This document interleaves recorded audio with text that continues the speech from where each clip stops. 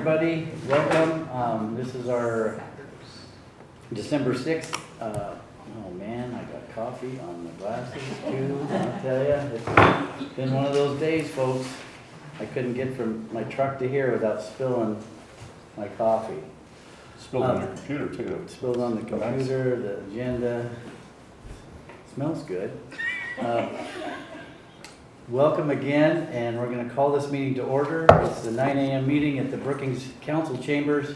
We're having some technical issues at the county with our media presentation. We got new parts coming, so they were a blessing to let us come and use their facilities here at the city. So, call to order. Please stand. We'll do the Pledge of Allegiance. Join with me. I pledge allegiance to the flag of the United States of America and to the republic for which it stands, one nation, under God, indivisible, with liberty and justice for all. So I think everybody might know everybody. At the far end is Natasha Tippett. She's radar at the county. She's like the old show MASH. If you need something, you'd ask radar. Brad Alcorn, Commissioner Brad Alcorn, sat at this table for a few years. Yep, and I'm John Herzog from Brookings. Jay Trost worked for the city. I don't know if he sat up here unless he was in trouble or something. Was down there. Down there, okay. And Ted Fitzgerald, County Council, Director of County Operations on my far left. And he was probably more in the judge's quarters in this building. Or when he was a kid. Yeah. So, we'll jump right into this. We got a big agenda. We only had one meeting in November because of the holidays and stuff, so we got a pretty good sized agenda. So we'll ask for amendments or approval of the agenda, gentlemen. Natasha, can I get a pen? Yeah, I do want to make an amendment. Before I do, I also want to say thank you to the City of Brookings for letting us be here. As Commissioner Herzog said, we have some pretty significant technical issues in our meeting room, so this was kind of a last minute change, and thank you everyone for accommodating that change. We are trying to have meetings in various places throughout the county, which we will continue to do throughout the next year, but we are very thankful for the City of Brookings working with us the way that they do. John, I'd like to pull 4M from the consent agenda and move that to discussion item. Okay.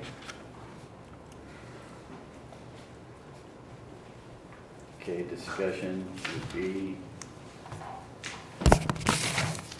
5H. 5H. Yep. Purchase a spray truck. Anything else? If not, I'll entertain a motion to approve as amended. I'll motion to approve the agenda as amended. Okay, And I'll second it. thank you. Got a motion and a second. All in favor say yes. Yes. Yes. I say yes, motion carries 3-0. Next on the agenda is public comments. If you haven't filled out a public comment card, you're sure welcome to do that now. We have a few, and we're going to start off with Cindy Myers. Come on up, Cindy. Welcome. Thanks for the opportunity to address the board. My name is Cindy Myers. I'm here among several Master Gardener volunteers in attendance to discuss our greenhouse and demonstration garden project. David Denny and I are both members of the planning committee for the project. He will speak about project specifics. Multiple letters of support attesting to the value that our programs contribute to the county are being sent to the commissioners. You may have seen some already.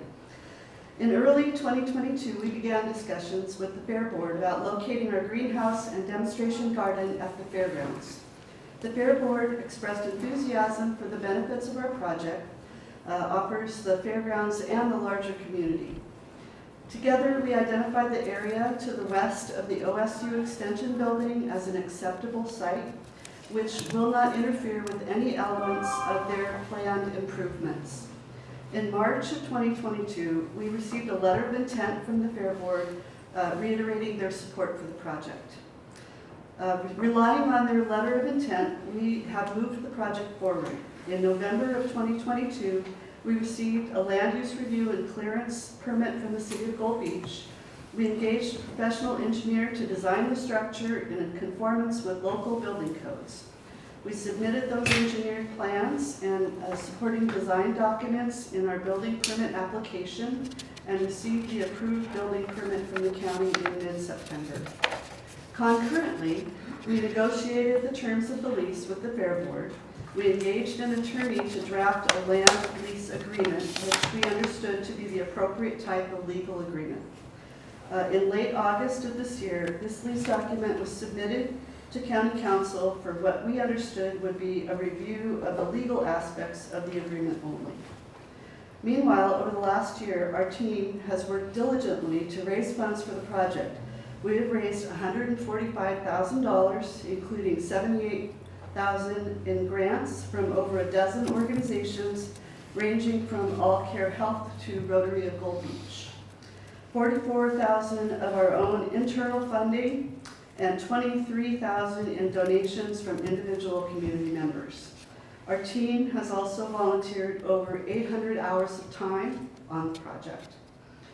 Why do we need to move this project ahead as soon as possible? Our original grant application timeline was to break ground in August after the fair and be ready to open for our community plant sale in May. Grant agreements require that we notify funders when there are major changes in the timeline. Some funders may have time constraints that could require us to return funds, or they may choose not to extend our timeline. We request a timeline for signing the lease as soon as possible and no later than the end of this year. We have concerns over additional delays because at times the greenhouse manufacturer has been backlogged and because the site preparation and assembly are weather dependent. Without a firm timeline, we fear that the opportunity to build the greenhouse could be lost altogether. We're happy to answer any questions. Thank you. Thank you. David? Yeah, greetings. My name is David Denny. I am a master gardener and I joined the Greenhouse Planning Committee early of 2023. My role was site development. Much of the work was complete and I assisted in the finalization of the site development planning. We secured bids from multiple local contractors for the completion of the project. These contractors would provide excavation, cement work, fencing, and electrical service to the proposed greenhouse. This initial build-out of the project would provide over $80,000 of income for local contractors and their workers. In early September, the site was surveyed and mapped, and a legal description of the lease area was completed. The lease area is less than 1/10 of an acre, and its placement will not affect the functioning of the fair or the fire camp. A site plan and stamped engineering drawings of the greenhouse were submitted for a building permit on August 23rd. The building permit was approved on September 21st. The greenhouse structure met all seismic and wind load requirements designated by the county. The only delay at this point was finalizations of the lease. Concerns were expressed by County Council about the issuance of the lease by the Fair Board and the existing fair sewer line under the site, which would be maintained by the master gardeners. Since there was controversy about the fair sewer line, we hired underground utility locators out of Coos Bay. On October 31st, they accurately identified all underground on the proposed site. It became apparent at that time that the City of Gold Beach had mismarked the 8-inch main sewer line, and it unfortunately went under the existing greenhouse site. The greenhouse placement was no longer viable due to the city main line. The Greenhouse Committee then found an alternative placement of the greenhouse that does not affect any underground utilities. Location and maintenance of all underground utilities can be accomplished without disturbing the greenhouse. I have hard copies of the plan in a large format if the Board of Supervisors would like to see them.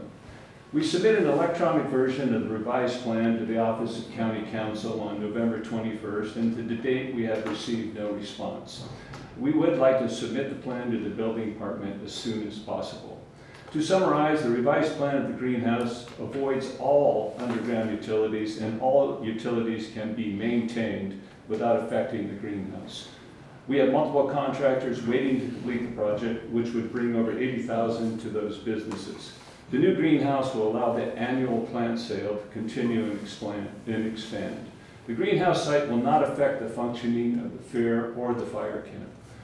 Last but not least, the greenhouse will provide a wide variety of educational opportunities for Curry County residents of all ages and will be a beautiful addition to the Curry County Fairgrounds. The Curry County Master Gardener Association is respectfully asking the county commissioners and/or the fair board to approve the greenhouse lease area on the fairgrounds. Without your immediate action, $145,000 of grant and donor funding will be at risk, and the citizens of Curry County will be deprived of all their new greenhouse would offer. Thanks for your time and consideration in this matter. If there's any questions, I'd be happy to answer them. During public comment, David, we don't do the question and answer type, but could I get your phone number? 530 Yep. 604 7228. Okay. So thank Would you. you like copies of it? Are you gonna stick around for the whole meeting, or Pardon are me? you gonna stick around for the Yes. whole? Okay, maybe we can talk. Yeah. Okay. Travis Webster, Port Commissioner, Port Manager, I should say, I'm sorry. Thank you. My name is Travis Webster. I'm the manager for the Port of Brookings Harbor. My public comment is on the current distribution and framework with TLT funds. The current distribution, as I understand it, the county has allocated 30% to the Sheriff's Department. In addition, 35% is allocated to the event center located at the Curry County Fairgrounds. The remaining 35% is then distributed to the Curry County Economic Development. At this point, there is not a committee to represent the stakeholders that make all this happen. I ask that the committee be reinstated with proper representation from each area of the county, and that they make recommendations to the county board members to determine how the monies are distributed. When the Curry County Measure 8-97 was approved by the voters in 2019, we were led to believe that we would see tourism promotion and funding opportunities for tourism-related facilities. I, as well as some of our other South County contributors, feels that we have not seen enough done for our area. What the voters approved, You're right.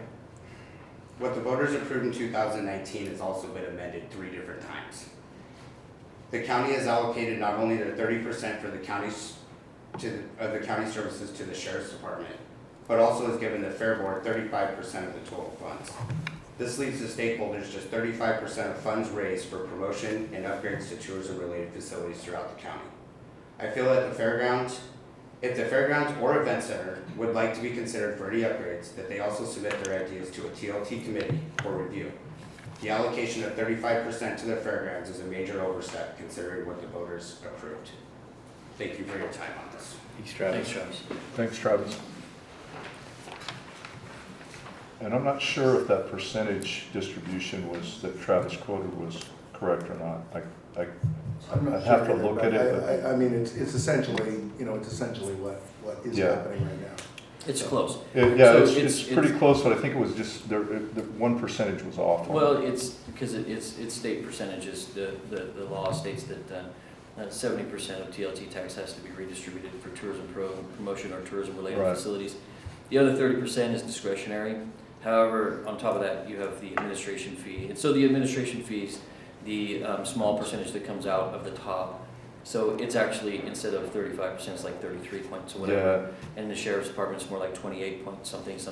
So in general context, it's very accurate. Yeah, and I knew it was. as I understood it. Yeah, I knew it was close, but I just, because people will watch and they'll say, oh, that's not entirely accurate. And the other thing that Travis mentioned was that it has been changed 3 times, and I do want to point out to the public and for people watching this, the last change was by us, and we reverted that back to what the original voters voted on. So I've learned as well. I got that same perception. However, I preemptively listened to that argument without actually pulling up what the voters did approve. And so, when the voters approved the ballot measure, the verbiage in the ballot measure says nothing about dedicating it to certain areas. It just,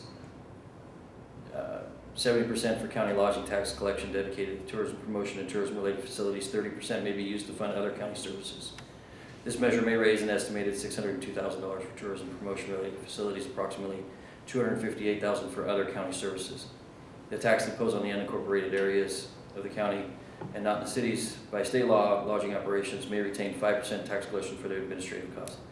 The Curry County Commissioners approved Curry County Tax Ordinance 1901 imposing a 7% lodging tax on guests at hotels, motels, inns, beds, and bed and breakfast, condos, RV parks, campgrounds, vacation rentals, and other similar transient lodging facilities and stays less than 30 days. But this tax cannot be effective unless the voters approve. This is not a tax on homeless people. This is not a tax to raise money to lodge homeless people. So that's what it actually stated. And that's off the ballot. This is off of the Like, ballot. you check the box on it. That's the ballot itself. So, I was also under the understanding that it was very descriptive when the voters voted, and I didn't remember it that way, and I've been reminded that it was not that way. So, you know, there's validity in what Travis is saying. Right. So. Right. Because when we reverted it back, I also was under the assumption that we were reverting it back to the original ballot language, which Right. is not entirely correct. So. I Right, just wanted to be and transparent. that is definitely my intent was to revert it back to exactly what the people wanted Yeah. done. And I will continue to follow that path. Whatever the people voted on is what we need to carry out. So,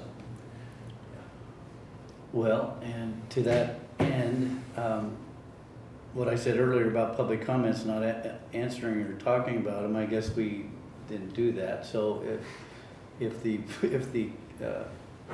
master gardeners would like to, so what we did is we have a agenda that says public comments, you do your public comments, and then, you know, we carry on our business. But obviously, after Travis's, and I'm just saying, we're not being fair. I know I that think the difference is we didn't have I Q&A. think it was just clarifying that, though. I Okay. mean, you guys were clarifying that, Yeah, I want to clarify some Yeah. facts. If there was clarification about there, it. I mean, there are issues that Okay. were made in the public comments by the master gardeners, but I didn't think it was appropriate to take issue with them right now. If you'd like me to, I'd be happy to. Well, I don't know that. they're here, and Well, I know, but a lot of the comments that were made were actually inaccurate and also misrepresentations of what actually happened. So it's not on the agenda right now, Okay. so I would rather deal with that in some other forum. Okay. I don't want to have Till a there. debate at this point. Well, and you know,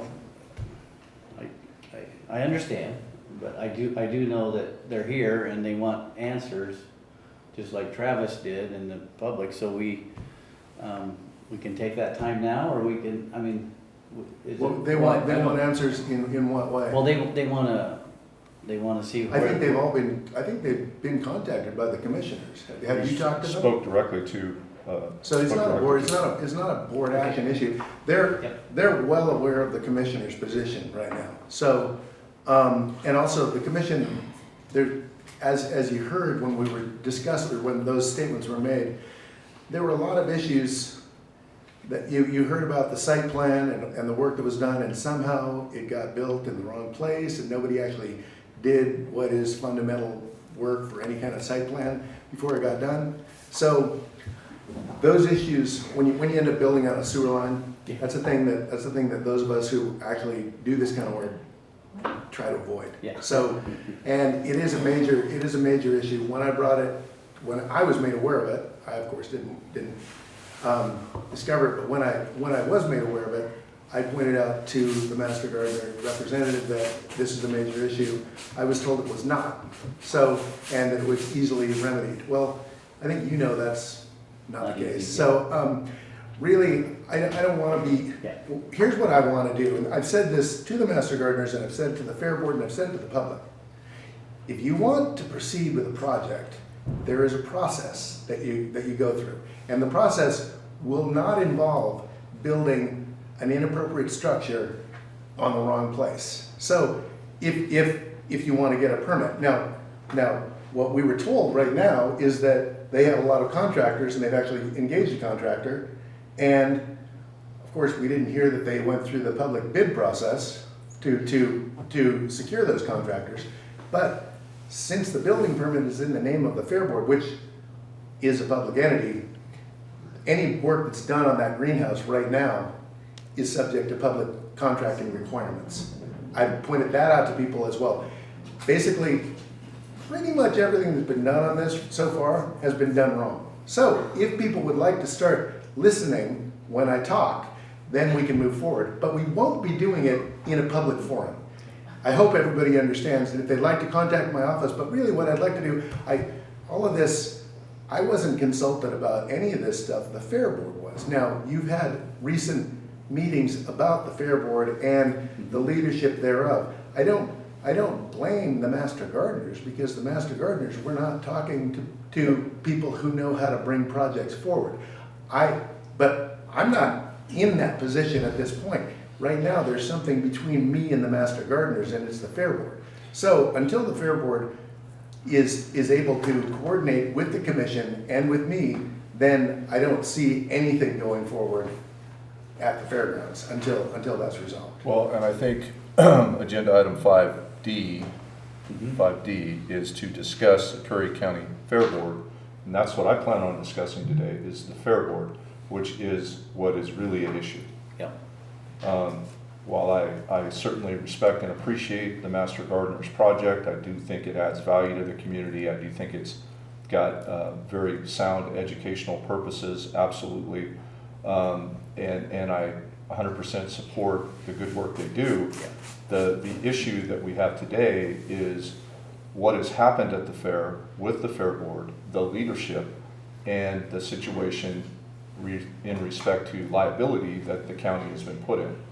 And we need to address those issues first. We need to have oversight and redirect the mechanism in which the Fair Board operates. Now, when that changes, and I'm going to propose changes today, when that changes, that could impact the future projects that happen at the fair. So that is, we don't want to put the cart before the horse, is what I'm trying to say. And I during that agenda topic, I had plans to briefly touch on some of these things regarding that would impact what the Master Gardeners are working on in terms of the lack of system implementation in project development in general. Again, I think it's a good point to bring out that the delay isn't necessarily wholly on the Master Gardeners. It's on a failed system that we're working through. We now have we're discussing this. But well, Jay, these are things we've been fixing all year. Yeah, I'm well aware, and so the reality is that had that project done exactly as planned, broke ground in August, that entire structure would be being tore out today, and I don't think your funders would be excited about that, having built over a sewer main, right? So, we can shake our head, and you can disagree, and you can see us as the combatants, because we're not just not following the protocols, but the reality is the protocols are what keeps us solvent. And if we're not following those things, then we aren't doing things correctly. And we are putting your building, the building that will be rested there, that will become county property, at risk. And so, yes, is it a great project? It is. Is the intentions amazing? They are. Have the details been overlooked? They have. And those are the things that we have to ensure are not overlooked going forward. So do we need to go back and relook to make sure that those things aren't being overlooked? We do. And so if there's funders out there that are in question, I heard a lot of mays, I heard a lot of coulds. If there are funders that are in risk, I am more than willing to assist and reach out to those funders personally and explain the situation and just let them know that it's going to take just a little bit more time so that we do this right, so that we don't have to do it again. I know there's a timeline, I know there's a hurry up, there's a worry. My thing is the project is a benefit. There's no doubt about that. The intentions are pure. We just need to make sure that the T's are crossed and the I's are dotted so that we're doing it all the way it's supposed to be done. That's the biggest thing I can leave you guys with is it's not a project we don't believe in. It's a project we want to make sure actually stands the test of time. And it's a great opportunity to do something the way it's supposed to be done as opposed to potentially cutting some corners. I hope that helps. It helps. Can we comment on your comments? That's up to the chair. At this point, I think we kind of opened this discussion. Let me just say this real quick. So I'm in agreement with everything that was said from this table.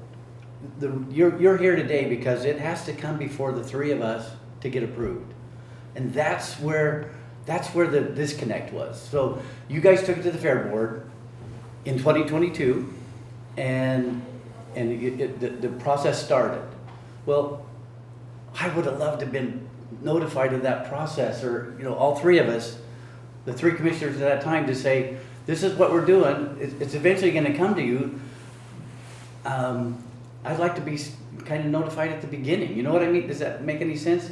To see it, having lived in Curry County most of my life, I like, the fairgrounds mean something, and I'm in agreement with Jay. This is I love it. You guys can do stuff that I can't even think of in growing stuff.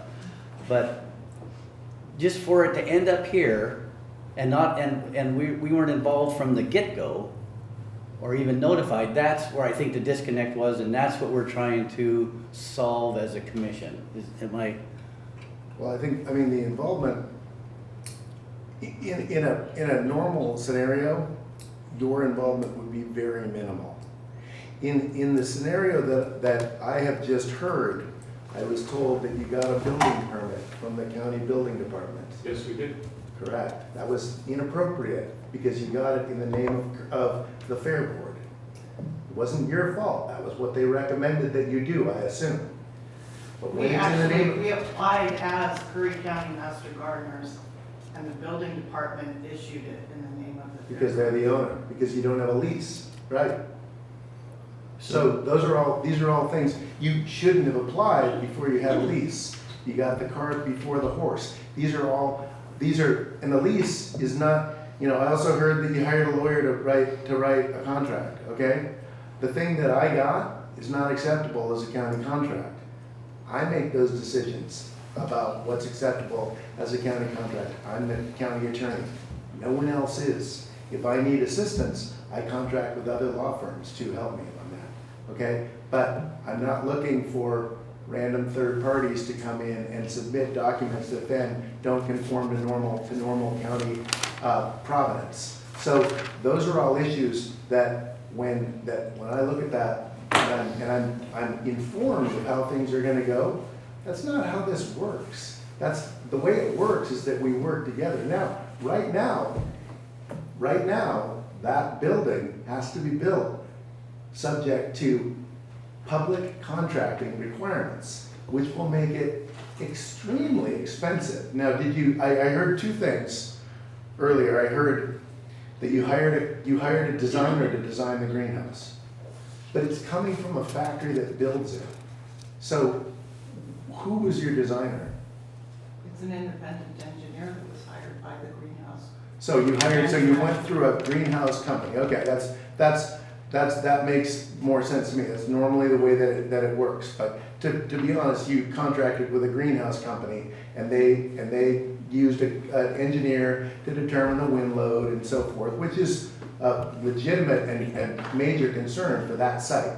And to be honest, in a situation, I don't know about everybody else here, but I've lived here my whole life.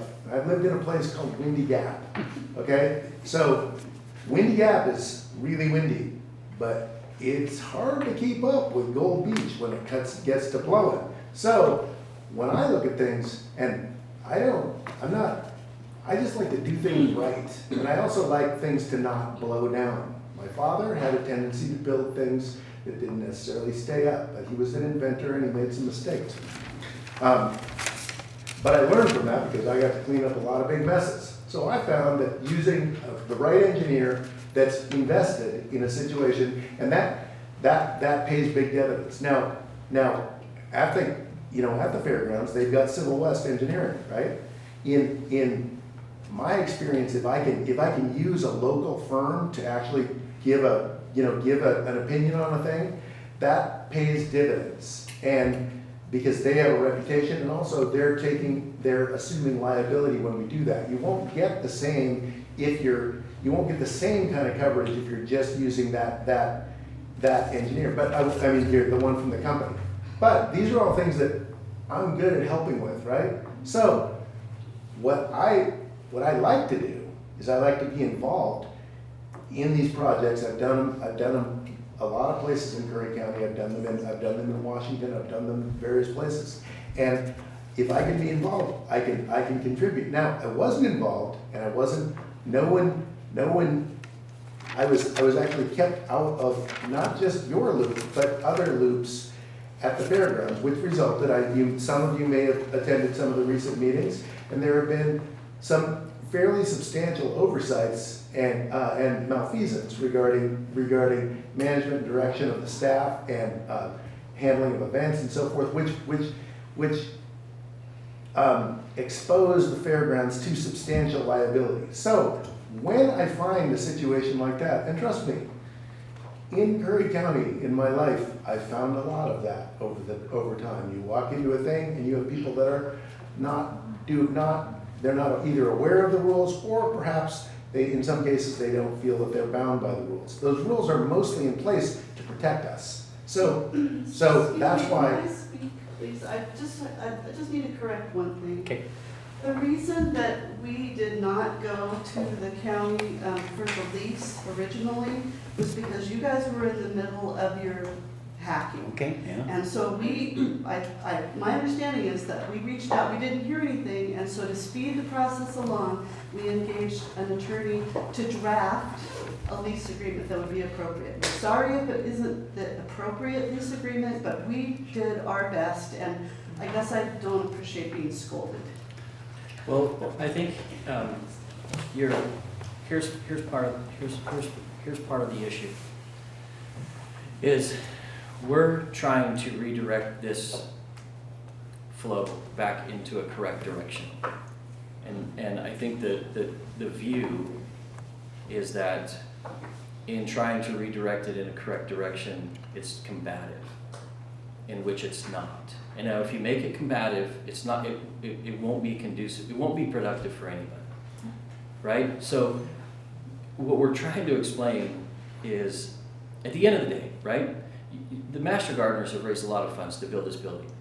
And then this building will become county property, okay? It will be. Then you won't have a lease. That's how leases work. Right. At the termination of the lease, any improvements are on the property. Yeah, so eventually.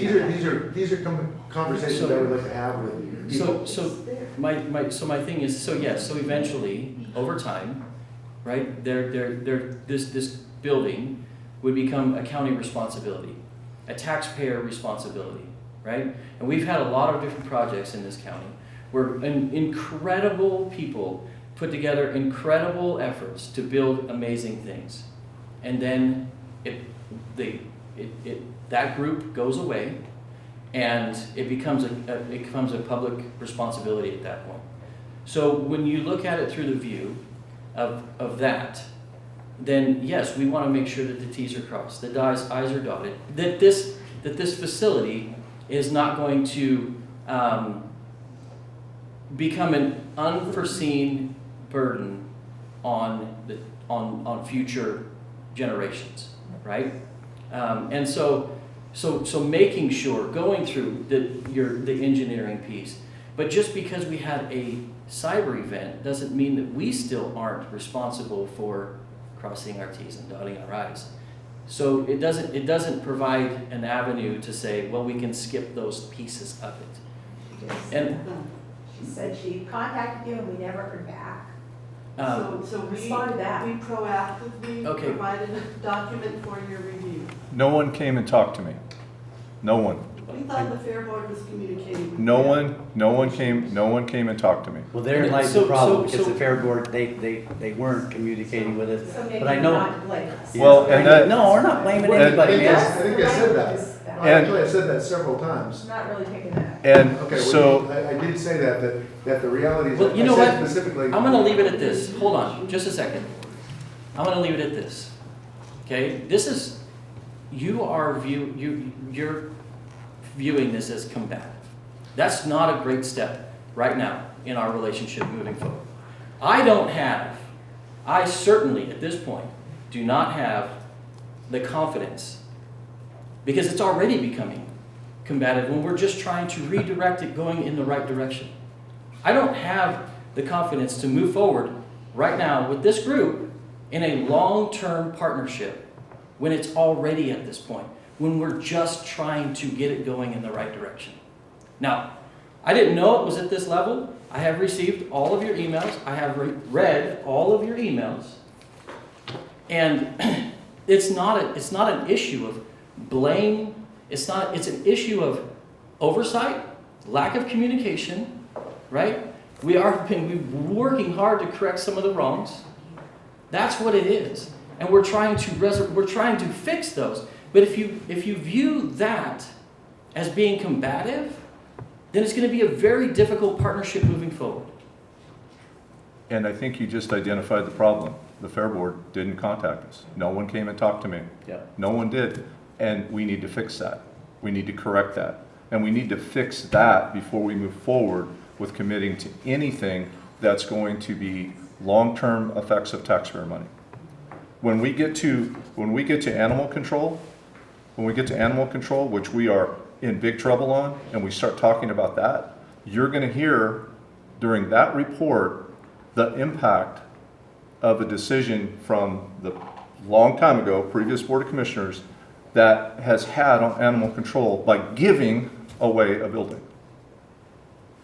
And we have a responsibility to all of you, to everyone in this room, to safeguard taxpayer money and to provide the appropriate oversight to that money. And then you hold me accountable. And I take that responsibility very, very seriously.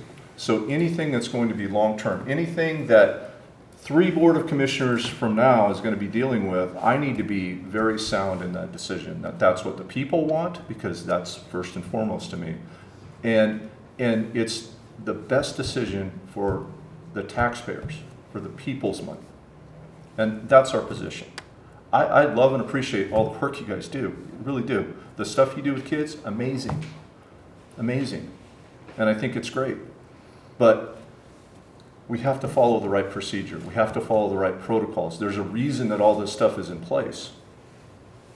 And I've heard over and over and over and over again when I ran for office about the good old boy network and how this commissioner did a deal with his buddy and his friend and took care of this, and there was a site, and that's why nobody trusts anybody. I'm going to tell you right now, I am not doing that. That is not going to happen on my watch. Absolutely not.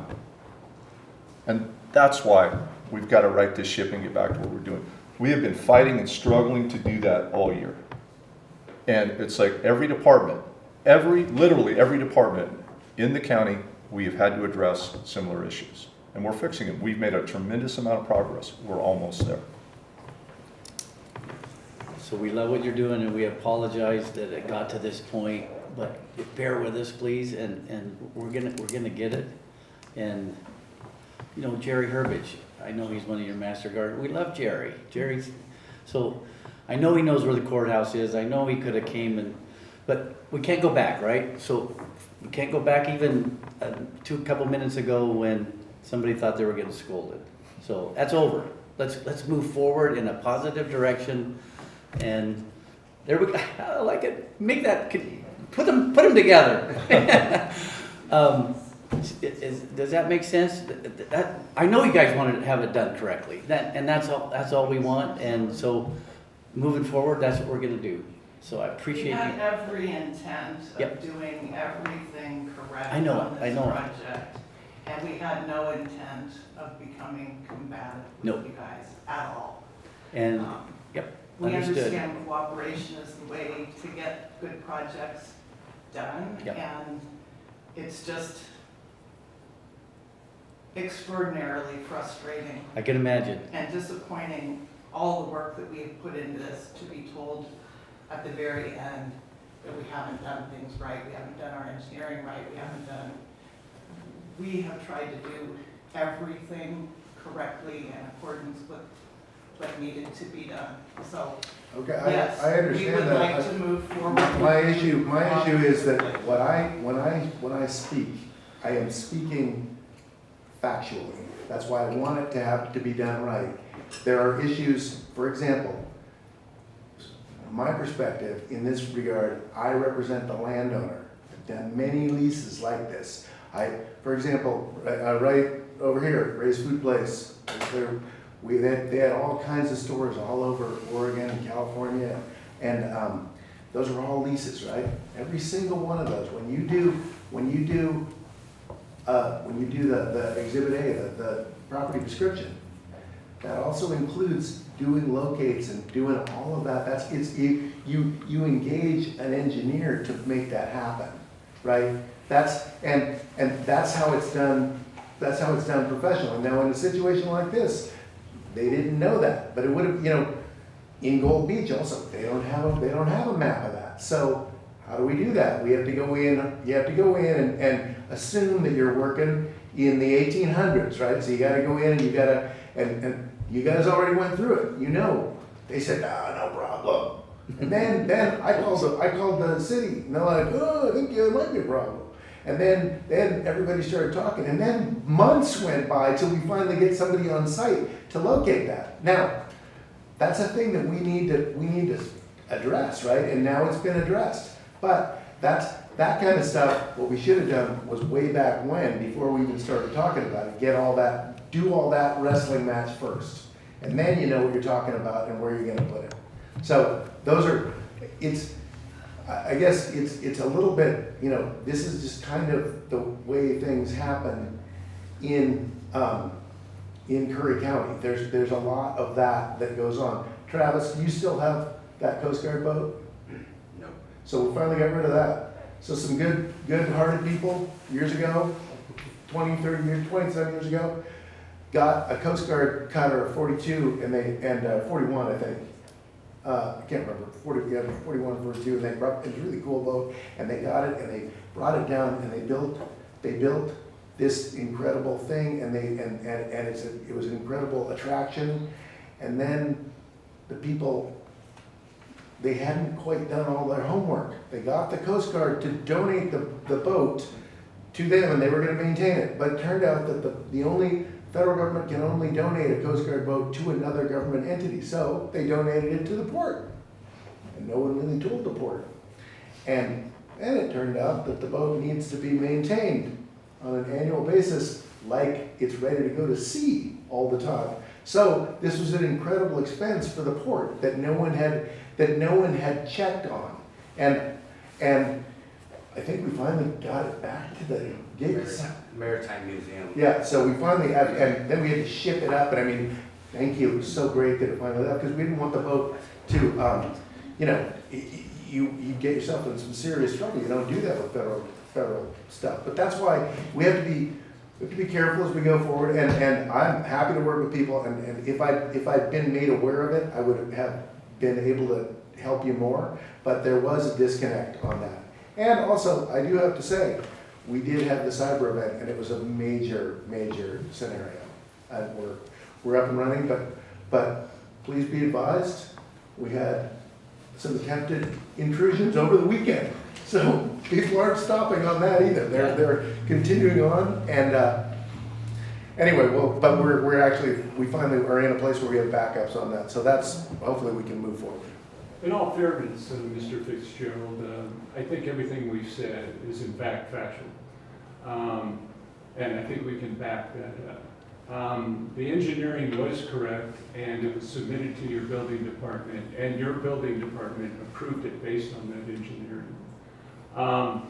The sewer line issue was addressed, and we had a plan in place to correctly maintain that sewer line, the fair sewer line underneath the greenhouse. And there is a plan in place to do that. We researched technologies to do that. And we had a very good plan to take care of that. And that was part of the building permit.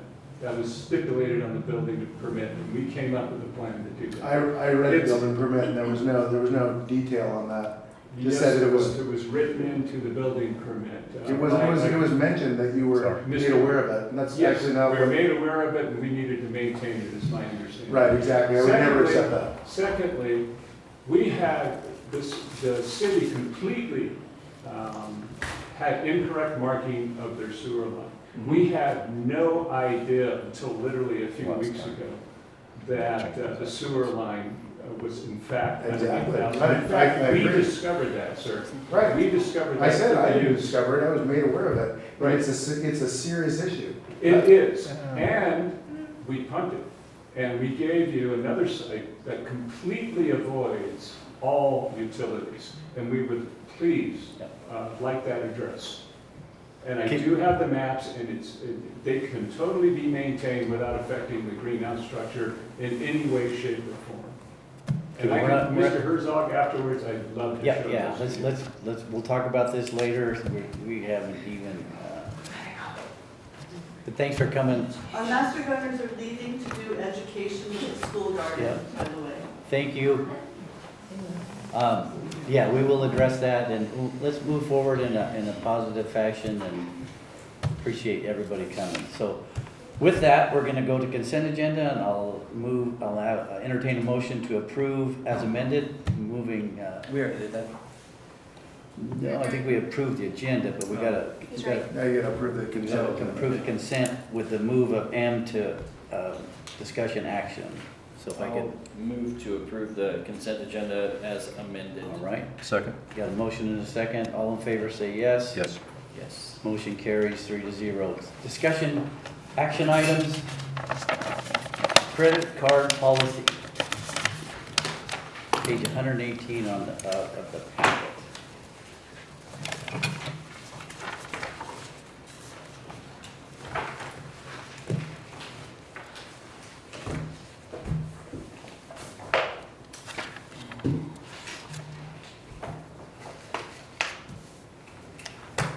You want to start the discussion on this, Ted? Yeah, I'll say in lieu of recent events, an updated credit card policy has been drafted. This policy will be in the policy procedures handbook and also attached to the credit card user agreement that all credit card holders must sign prior to receiving a credit card. That is, this is all part of our working with, once we started working with financial policies with LCOG and so forth, we also got to looking at the credit card issues, and we discovered quite a few, some of which have been discussed with relation to the Fair Board and other departments. Credit cards in general have been an issue since I came to the county, and anyway, having a more strict policy about that is, or more clear policy will aid us in handling. There are certain rules that we're not supposed to be doing, so. So these recommendations, if you haven't been following our meetings, we've made some changes in our finance department. We're using LCOG, Lane County Council of Governments, which is a much larger, more experienced group of professionals to help us to make sure that we're following current protocols and to make sure that we're doing the best that we can. And these are some recommendations that they had regarding establishing a greater oversight with our credit card policy. And if you've followed some of the issues that we've had with the Fair Board, they were evident there. And it's definitely something that I want to make sure that we continue to do, which is a constant evaluation of our policies to make sure that we're current and doing the best we can for all of you. I do not have a county credit card. I will not have a county credit card. But a lot of our departments need them. They need them to function. So this is just a way that we can establish greater oversight, and I support this. Yeah, just reading through the policy, it's necessary. I'm prepared to Okay, move forward with this. okay. So I'd make a motion to approve the credit card policy guidelines, procedures, and expectations for credit card holders. Got a motion? I'll second. Got a second? Any other further discussion? Hearing none, all in favor say yes. Yes. Yes. Motion carries 3-0. Discuss the PIO grant manager job description. PIO is information officer? Public information Public officer. information officer. Information officer. So, you want to lead on this? Go ahead. Okay, so back when we were establishing the budget for the budget committee, we had identified the PIO/grant manager as a budgeted position that would reside in economic development. And we got caught up with everything else, right? So we need to get back to this.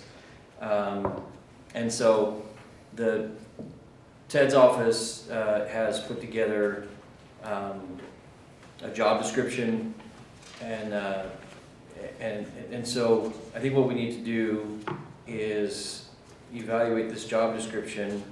If we're prepared to approve the job description, then we would need to provide a recommended salary range. I would, on that topic, defer to our legal counsel to work with HR to develop an appropriate salary range in comparison to other like positions in counties. And just, I'd be satisfied with that. So Jay, I know you've had a lot of input in this particular part of the county. What, just to explain to the public, what would this look like, the day-to-day duties of the person in this position? What would that look like? Well, dual role, right? So the public information officer role would be essentially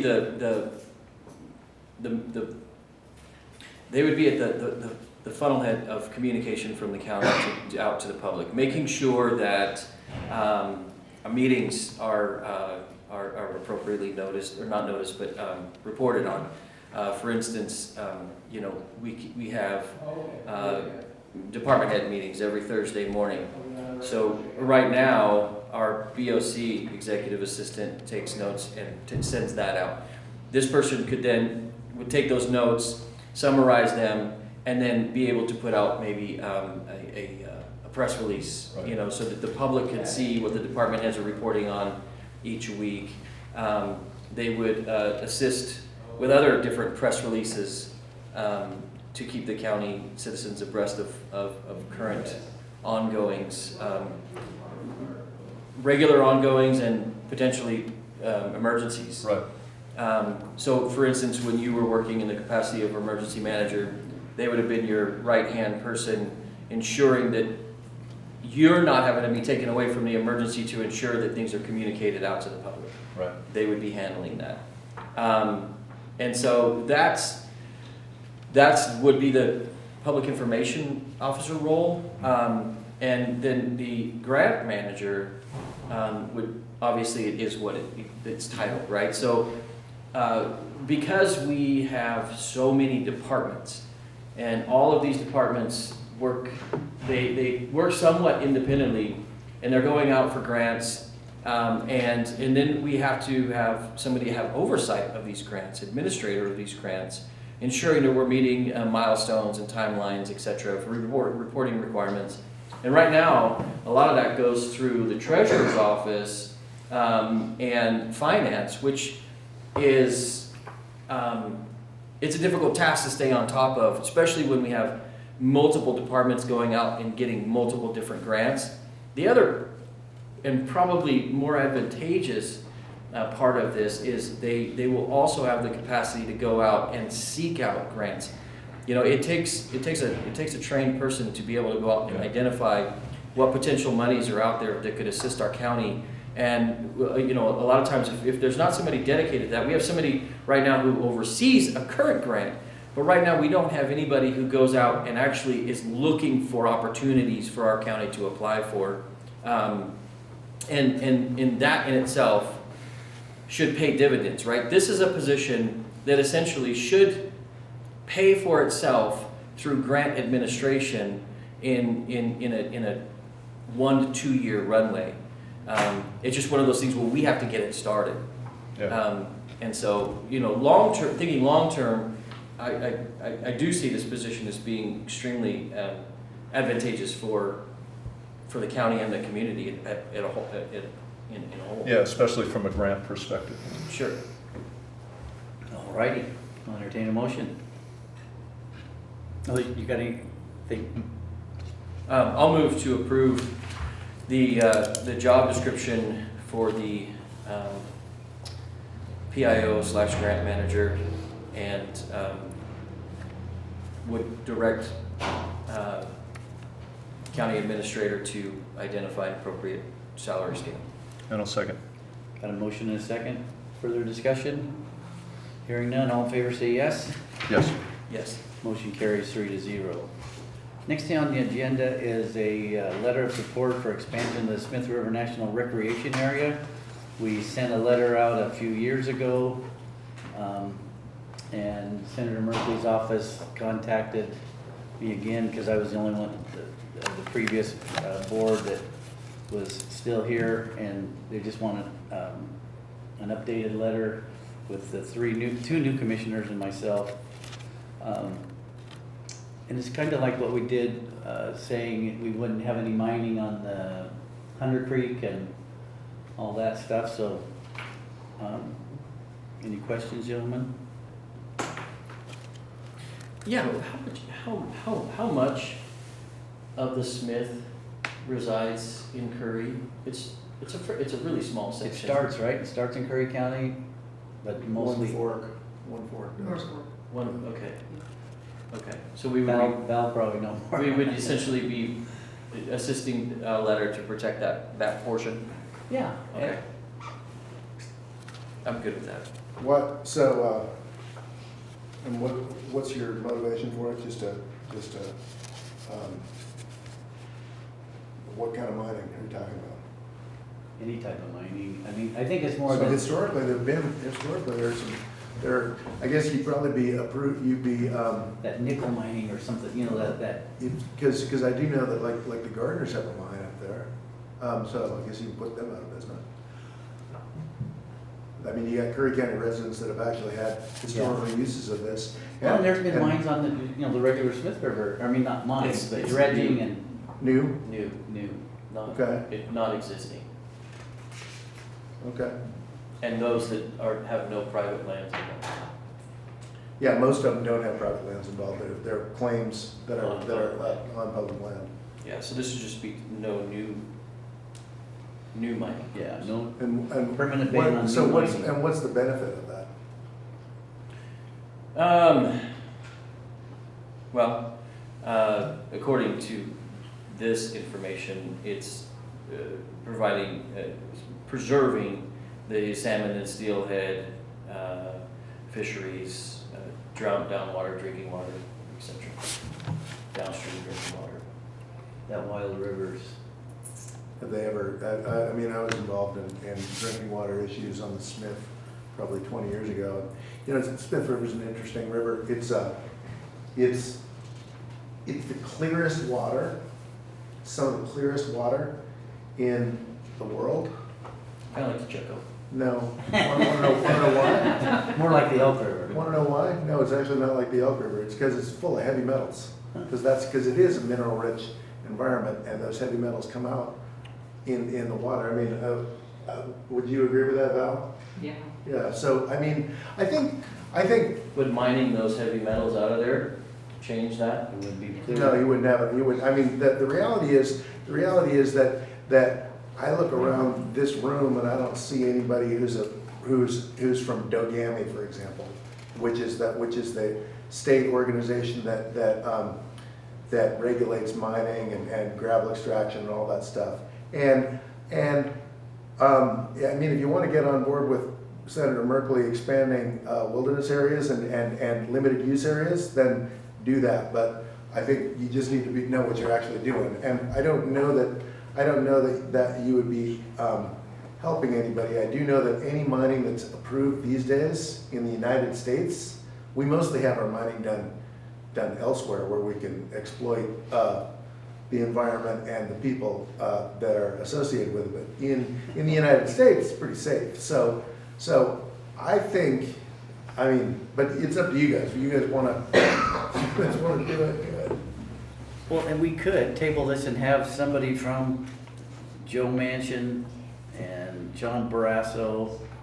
Yeah, I mean, if Somebody Senator come and Merkley, say- for example, Well- Senator Merkley he's not a geologist either. No. So, but if you can make him happy, that'd be good. Well, I can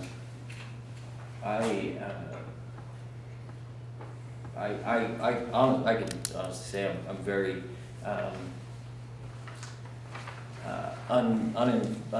uninformed about this. This is, But, go ahead. this is just my opinion on this. We get these all the time, right?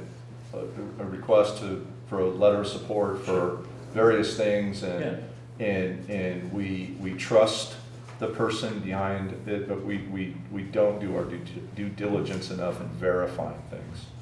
And there's absolutely no reason we can't have somebody come here and talk to us about that and then verify the information. They can send out the information before, we can verify the information, Sure. and we can make sure it's in the best interest of the people in Curry County. And that's what they did the first time, so let's just do it again. We got 2 new commissioners. I'm I'm perfectly fine with that, yeah. I think a good, What I'd really like to hear from Merkley is that we can have our timber rights back and harvest our timber again. Well, I think that's part of what that motivates. And then we'll me sign because- this. Because from my perspective, having lived here so long, every time I hear from our national delegation, it is to restrict access. And so, and the reality is, we need positive interaction from our national delegation so that we can actually have forests that are properly managed, and we don't have to worry about having our communities incinerated every summer. We can hold this over, we won't sign this until you open up, no. sign point. well, I would, here, it brings up a kind of a point that I don't think I was realizing until now, was that, I think it would be good practice that when we're provided with these letters to support, that it's also For somebody to, it's also given with a presentation. If you want a letter of support, present your idea so that we have an opportunity to fully, Present the information ahead of time so we can research it, and then come here Yeah. and make a presentation to not just us, but to publicly, the public. yeah. no, that's a good reminder of that. I like it. Okay. So Natasha, make a note, please. Yes, sir. Next on the agenda is discuss Curry County Fair Board. And then our board packet says, I will give a report on the Curry County Fair. And that was me, but I think we've kind of discussed it a little bit. I think you had some comments you wanted to make, Brad. I do. I've got quite a few notes, and I'm just going to kind of follow these notes here. So first of all, there's probably a lot of people that don't know the totality or history of, maybe they didn't see the last workshop, maybe they don't know about why we're even having this conversation and why we opened this meeting and with the conversation that we had. So a little bit of history is, last year I had a few people when I was running for office during my campaign come up and talk to me about the TLT funds, the percentage of funds, how they were being spent, what people voted on. Pretty much essentially what Travis mentioned today, specific to South County and North County about how the funds were distributed and You know, there's a lot of money in the TLT funds now that wasn't there when we first started to collect that money. So I think the amount of money has definitely gotten people's attention, and it was brought to my attention during the campaign, and I've had subsequent conversations about it since then. So at the beginning of this year, I did go out to the fair board. I took a tour of the fairgrounds. I had also attended a meeting, had conversations with Bob, with Caitlin, who the previous fair manager. I got a really good close look at the arena, the buildings, the status of everything. And quite frankly, I was told at this time that, hey, we got a plan, we've got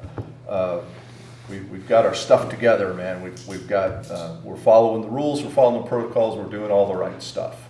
And then I took office, and we have a lot of things that, if you've been following us, we've been working throughout the year. And so then in March, we had a workshop. I thought it would be important to have a workshop where we learned, during that workshop, I learned that the past Board of Commissioners had actually modified the ballot that the people had voted on. That really bothered me. It bothered me that the people voted on something, and then there was, although the changes were subtle, they were changes. And I don't support that. I'm going to do what the people voted on. So we had a discussion about that, and then we took action and did the best that we could to revert that back to its original state. And then as that continued, we needed to appoint fair board positions. And I mentioned during that time that we should consider appointing one of us to the fair board. And I was surprised at the opposition that I saw. That was a big red flag to me. That was a very big red flag to me. It absolutely got my full attention, and it prompted me to look very closely at the spending of the people's money by the fair board. And then that examination took several turns. I am new to this position. I'm new to being a commissioner, but I do know how to do investigations and look closely at evidence. And I reverted back to what I was comfortable with, and I looked at the evidence, and I found several things that were very concerning. So at the November 8th workshop, we essentially learned that the leadership of the fair board had failed in several areas. Those failures were a failure to follow county policy regarding the RFP and procurement policy. Wasn't being properly followed. County credit card policy was not being properly followed. TLT money had been used for paying expenses rather than for capital improvement, which we're not supposed to do that.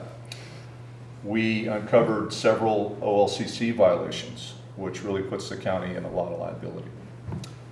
In fact, one of those violations was the purchase of alcohol in California, and then the resale here in Oregon, which is actually essentially a misdemeanor. And I also want to publicly say that we have since self-reported all of that to OLCC, and we've also reported it to the Oregon State Police, and that's being addressed. So this really has exposed the county to a lot of liability, and I've had several conversations with Ted about that. Jay, who's a business owner, is very much more familiar with the OLCC stuff than I was. I've learned a lot through this process, but this is not acceptable. I am not okay with any of this. So we have to make some changes. Now, I also want to say that since the workshop, Facebook can be pretty brutal. But I've had some people. Not if you don't look at it. Listen, I try to pay attention to it as much as I can because, I believe that criticism is a component of learning, and wherever there's criticism, I want to hear it. I welcome it. So people said that I handled that wrong, that I shouldn't have done that in a public environment, that I shouldn't have confronted the Fair Board in the workshop, that I should have done it privately, that I should have called people in. Well, I'm going to tell you right now, I'm not going to do that. There is a reason that we hold our meetings in public. There is a reason that we have public workshops, and I will not be accused of concealing or covering up anything. We're going to have those conversations in public when stuff like that happens. I think it's important to do. And I also think it's important in how we move forward. We have some very difficult financial decisions to make in a few months. I can't sit here today and tell you I know how much money the county has. We're in the process of reconciling that. We have a budget committee meeting coming up. I'm very concerned about how we move forward financially. So everything that we do right now, it needs to be in the public view, and I will continue to do that. Now, that being said, there's a couple things that I, as a leader of this county, need to take some ownership in. The first thing that I need to take ownership in, because I believe strongly in personal accountability, is I made a mistake. When I went out to the fair, I was told, hey, everything's good, there's nothing to see here, it's all good. I trusted that information, but I didn't verify it. That will not happen again. I will not make that same mistake. I should have addressed what I did in the very beginning. And saying, oh, well, we got a lot going on, or that's all excuses. And that's my fault. So you can count on that not happening again. The other mistake that I made that I want to take some ownership in is not making my expectations of volunteer positions in Curry County clear. I should have done that in the beginning of the year. Now, we had a conversation here at this board about what my expectations were in leadership and what I expected from my fellow commissioners, and but I didn't address the volunteers. And the volunteers of Curry County, we rely and depend on them. I know I was a volunteer here in the city Parks and Rec Committee. I was a volunteer as a city councilor. I volunteered on the budget committee like Val Early's doing. I volunteered with the Sheriff's Department. So I understand the value of being a volunteer. And it's critical to county government here in Curry County. I mean, look at our fire department, it's mostly volunteers, right? But it's also important to understand that when you volunteer, you're still held accountable. If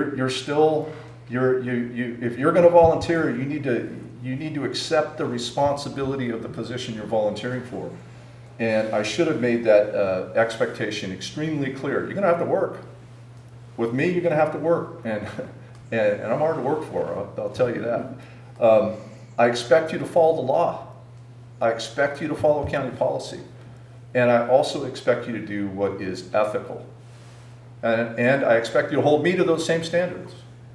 And I didn't make that clear, and I should have. And I want to make that very clear right now. I'm also bothered by another thing that happened through this process. No one, if you followed that workshop, I presented facts, not my opinion, facts. And after that workshop, no one from the Fair Board came to me and said, hey Brad, we made some mistakes. We didn't do things right. So here's the action that we are presenting to move forward. Here's our recommendations to fix this problem from the Fair Board. I don't know if anybody contacted either of you to present that information. No, sir. But I didn't hear it. No, it was Some of it was partly addressed in last night's Fair Board meeting by Commissioner, or Fair Board Mhm. Director, member. And I want to get, I know you guys attended that, so I want to get an update on that. But we now have an obligation to fix this. So we, the three of us, have to have a clear and concise path moving forward. Now, I have some recommendations on how I would like to do that. But before I make those recommendations, Jay, I know you and Ted went to the Fair Board meeting last night, and I know some things happened there. Ted gave me a very short briefing, but his phone was breaking up, so I didn't get it all. So maybe you could give a quick update on what happened at that meeting last night, and then after that I can give you what my recommendations would be moving forward. Yeah, so well, last night's meeting, I'm sure if you read the agenda, you saw what the topics were being discussed. And I would say the biggest thing that has occurred in last night's meeting was the resignation of the chair, Bob Chabante. He resigned last night. You know, I think a lot of the other things were pretty business driven, you know, normal agenda items.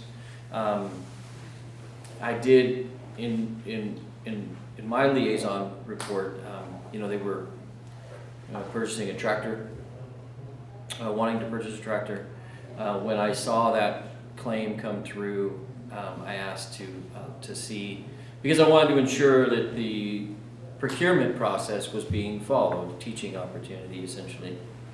So I went and actually obtained 3 accurate bids, and then I gave that to them and said, you know, here's 3 accurate bids. Actually, the tractor you were going to buy, you could buy a brand new one for the same price with warranty from John Deere. So here's the bids. Now, you can put on your next agenda for reconsideration or however you want to move forward. So just an opportunity, a learning opportunity there. But the most significant thing was the resignation of the chair. Okay. So that would leave now 3 openings, current openings on the Fair Board. Okay. There was one other issue that was discussed, not by us, but it does impact on the greenhouse issue, because last night the Fair Board stated that because I had previously been heard to say in a public meeting that the county owns the buildings on the fairgrounds, and the Fair Board owns the ground, and they took issue with that, and they say they own the buildings as well. Now, of course, I only determined that by reading the agreement between the county and the fairgrounds, which I didn't write. I mean, I can't change what agreements were made. But anyway, there seems to be a fundamental Disconnect. misapprehension as to what agreements people are bound by. This is an agreement that was entered into many years ago, and historically the fair has, like every fairground in Oregon, has been underfunded. They still all are, and they would look to the county for funding, and they try to patch holes, and they try to make the best of a bad situation. And if you go back, you'll see that the county would occasionally, depending on the administration, they would lend them money, and then they would forgive them the loan down the road, and you know, it wasn't a funding strategy. It was just a way to get through the lack of funds, and under Oregon state law, you have the ability to, you can either operate specifically under Oregon statute, or the county and the subject fairgrounds can enter into an agreement, and we had done that. Now, and the agreement says, for whatever reason, that the county owns the buildings, which makes it weirder regarding your greenhouse, because you're making a deal, and I mean, I didn't make this up, it's weird to me, I don't like it. You're making a deal with the fairgrounds, but somehow we own the building, and it's just, all of those things are unclear, and all of that needs to be straightened out. My recommendation is that we execute a new agreement with the Fair Board that would mirror some of the ones that I've read elsewhere. I also think that, I know I've read some county agreements where the employees are actually, they're deemed to be county employees, and that makes sense in a lot of ways, because the employees are all bound by county policies, that's part of that agreement. So it's a thing that you might think about as we go forward, rewriting that agreement and coming up with something that's more, I don't know how to handle the, I don't know how to handle the whole thing with the buildings. I do know that my perspective as risk manager for the county, if we own the buildings, but you're in charge of maintaining it, then I have a problem, because I can't, right, there's some, well, I mean, I should say, this is a good example, because you guys would be in charge of maintaining your greenhouse, that's ultimately the county's responsibility, but then we also have the Fair Board that's in charge of maintaining these other buildings that are the county's property, and it's just really confusing and weird. For instance, in situations like that, when we've dealt with those in the past, if we use that scenario, then we would have to have an adjoining MOU for the agreement to maintain that building and the expectations around that, and then the reporting requirements on that maintenance. And I mean, I can understand how it came about, because let's use the arena as an example. It's a great big building that they built with money that they somehow came up with, but the fair didn't have the money to maintain it over the long term, because the fair has very low revenue as a rule. And unless we figure out a different way of generating revenue that's gonna supply the necessary maintenance, then the county has to, I mean, if we're gonna have that, we have to figure out something that works. Well, and so I guess this conversation actually does lead into what my recommendations would be. But there was another central theme that I think is a bigger issue that we have to tackle, and that was, it was actually stated, we're just volunteers. We were never taught, we were never trained, so there's this, so the fair is an interesting dynamic in itself. It's very unique in that there's ORSs that identify fair board, the fair board capabilities, right? Their ability to take action in certain ways. However, those actions are also subject to county policy and procurement rules, and so, it is a. You need to have collaboration, right? And so I think that there hasn't been really, I think, leadership present on that board since Commissioner Labonte was on that board, and but again, I guess my point is I've volunteered for a lot of different things, and when you take on the responsibility, you do have to have some self-responsibility to ensure this is what I'm responsible to do. So these are the way right. So there's some some self things, but I think there's also things where we can, when we look at our committees and we look at our different, I know like the budget committee, things of that nature. I think what we need to do is preliminary, at least annual type of refreshers, trainings that will assist in keeping those bridges of communication going. For instance, having ethics training prior to the budget Right. committee meeting with the budget committee so that we all are on the same page in what we're required to Right. do. Similar things with some of the fairground and other commissions and committees that we have, from planning committee to, because the fair board is essentially a subsidiary of the county. It's an arm. It's appointed by the county and ultimately accountable to the county.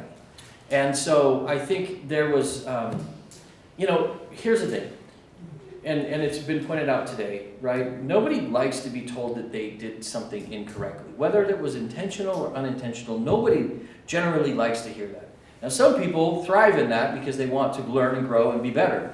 Other people become very defensive. Sure. And so we're navigating this ground right now where I think we essentially over the past 9 months, we've been providing a lot of oversight. And we've been providing a lot of oversight within the county departments and then within our branches. And I think that hasn't been normalized in the past. So there's growing pains that come along with this essentially new oversight that wasn't in the way that they operated in the past. And the only thing I can say is the struggle always happens before the breakthrough, right? It's always a struggle before the breakthrough. And we can minimize the struggle by acknowledging that we have to take those steps, right? Those steps they're not personal, they're to protect those folks, right? Policy, procedure, and implementation are generally in line to protect the people that are governed by those policy and procedures and guidelines, right? So, and we, as you had mentioned earlier, found significant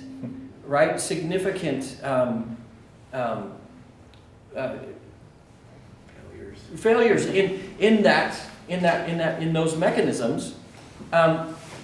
Now, don't get it wrong. We've also found similar stuff within the county. 100%. And we've been addressing those as well. And believe me, it's never fun. It's not fun to do those things. You would hope that everything was being done exactly as it was intended to do. But when it's not, we have a responsibility to bring those back in line. And I think that, I think we could, at least by acknowledging that some of those things have turned out of bounds, we can put together the game plan and to proactively not allow those things in the future by setting up annual expectations, trainings for volunteers, et cetera, et cetera. So, and also expectations.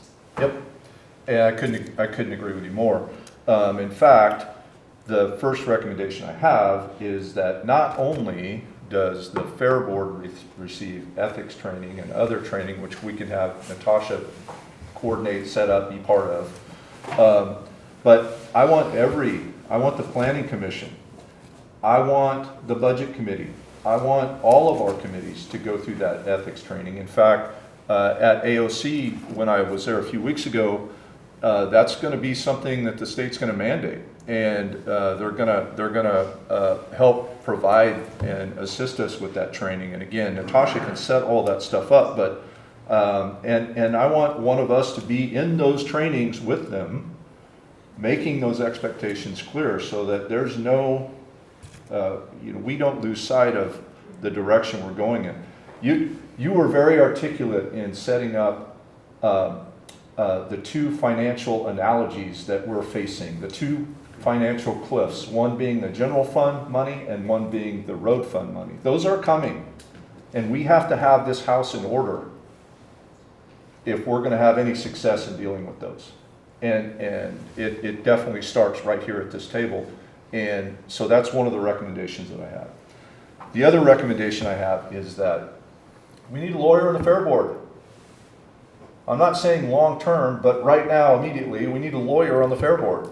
There are legal things, contracts, and other things that have to be worked through, ironed out, established, and clearly defined through legal documents that are binding. And I want to recommend Ted being on that board. And then the other thing is one of us needs to be on the board. That's the only way that we are going to have clear, concise communication, and it is the only way that we will have the oversight that's necessary to right that ship right now. I just want to say that, I mean, I'm able to, if I am included in my role as county council, I don't need to be on any additional boards. I just need to be in the loop. Present. Right, I need, and like, you know, there was some weird stuff that went on with, they're talking about the liaison. They said, well, you know, earlier when you had the workshop, said that the commissioners hadn't been going over that. Well, okay, you're the county executive. You need, you know, I get it, I get it that you can make your presence known, but each one of these, you know, it's like the budget committee doesn't operate independently. They have to coordinate with the Board of Commissioners, and I think that's what has been lacking with the Fair Board, and I think it is because, I think one thing that you just said, that reminded me, because I also read those emails from the Master Gardeners, and one of them referred to a rumor that the commission is planning on stealing the money that the fair made on the forest fire housing. Right, I have that, I'm gonna give to you. Okay, all right, okay, because I just want to make sure, and just so everybody knows, Oregon state law, that's not how you don't get to take money out of different departments to do that.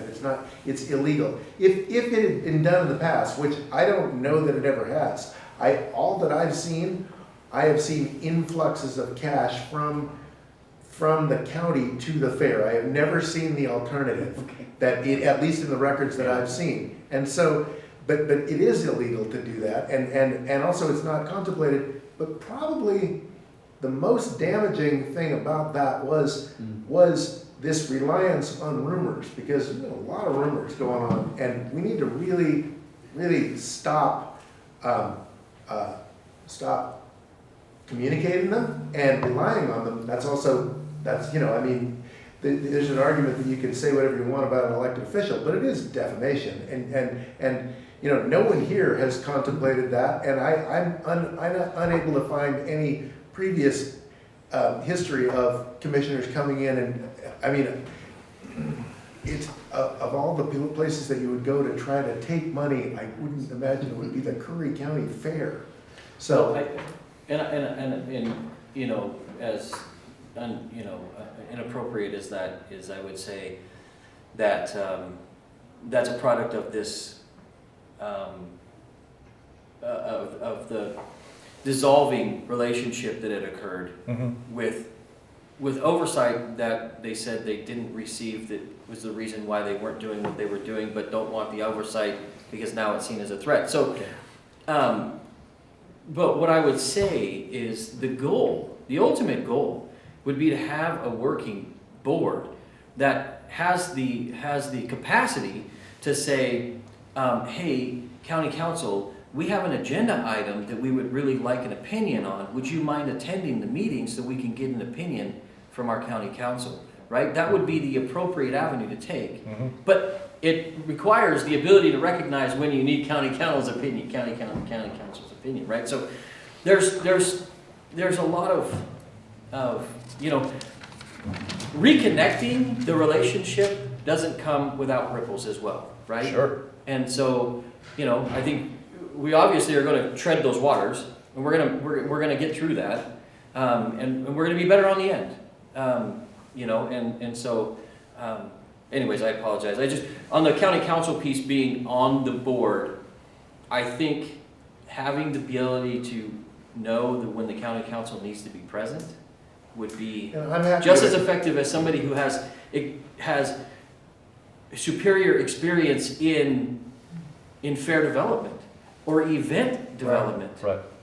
So I'm happy to attend the meetings for the near future, as long as I'm involved in. I mean, it's basically just kind of establishing what, you know, I think I said it at that workshop. Most of the issues that we were discussing would never have become issues if they contacted County Council at the beginning of each one of those issues. Whether it was, you know, if you want to get an alcohol permit, run it by us. Let us look at it. If you want to do a contract, tell us what you want. You know, let us, know, and we can give you the parameters, we can, and we can give you the thoughts, and that helps. And then Well- also, it then becomes my It problem. protects them. But yeah, it becomes my problem, not theirs. Right, so I guess what I'm saying, rather on the board or not on the board, but we gotta have a lawyer involved in that process. When it comes to any type of contracts or any type of permits or regulated issues, we've gotta have a lawyer involved in that. We have a lawyer involved in every other county thing that we do, so we need to have one involved in that. But I do think one of us needs to be on that board. I also don't have a problem with being very transparent here in that, you know, Jay, you have the business experience, you have the OLCC experience. You are probably the most suitable candidate of the three of us, but I also understand that you got a lot on your plate, man. So if this is just piling up too much, I would do it. But I would definitely yield to you first because you have more experience in this arena than I do. But that would be my recommendation. I agree So- with that. With that, what I would, you're right. I have lots of irons right now, in many fires. Yep. And so, I would default to that. And however, I would default to you going on the board. I mean, I would prefer that because I don't know that I have the bandwidth to give it what it truly needs in its immediate. If it was in a maintenance stage, it would be different. Right. But it's in a building stage, and so that's going to require a lot of work and attention. And I don't know that I have the bandwidth to give that to it. However, you know, I would be willing to revisit this next year, you know, as an opportunity. But right now, I think if you have the time to give it what it needs to be, put the processes back in place, then I would be willing to do the trade-off. You know, so I mean, it's a really bad way of saying if you do all the work, I'll come in and help Well, you take it. How about this? How about arm wrestle? You arm wrestle. Yeah, left-handed. No, so, but the other piece of this is, I think, regardless of who is on there, if we make it a point in our commissioner reports to report on what's happening, then we can all provide feedback on kind of what's, you know, good, bad, ugly, you know, opportunities, Yeah. threats, things of that nature. And to be honest, it would be, you know, if the fair board, it's great to have a commissioner on there, but that's really not the commissioner's role. The commissioner's role is there to represent the county's interests, right? That's because of this weird relationship. Yeah. That's required in, our agreement. I can't remember if it's required under, or it's recommended under Oregon statute, but it's required in our agreement between ourselves and the fair board.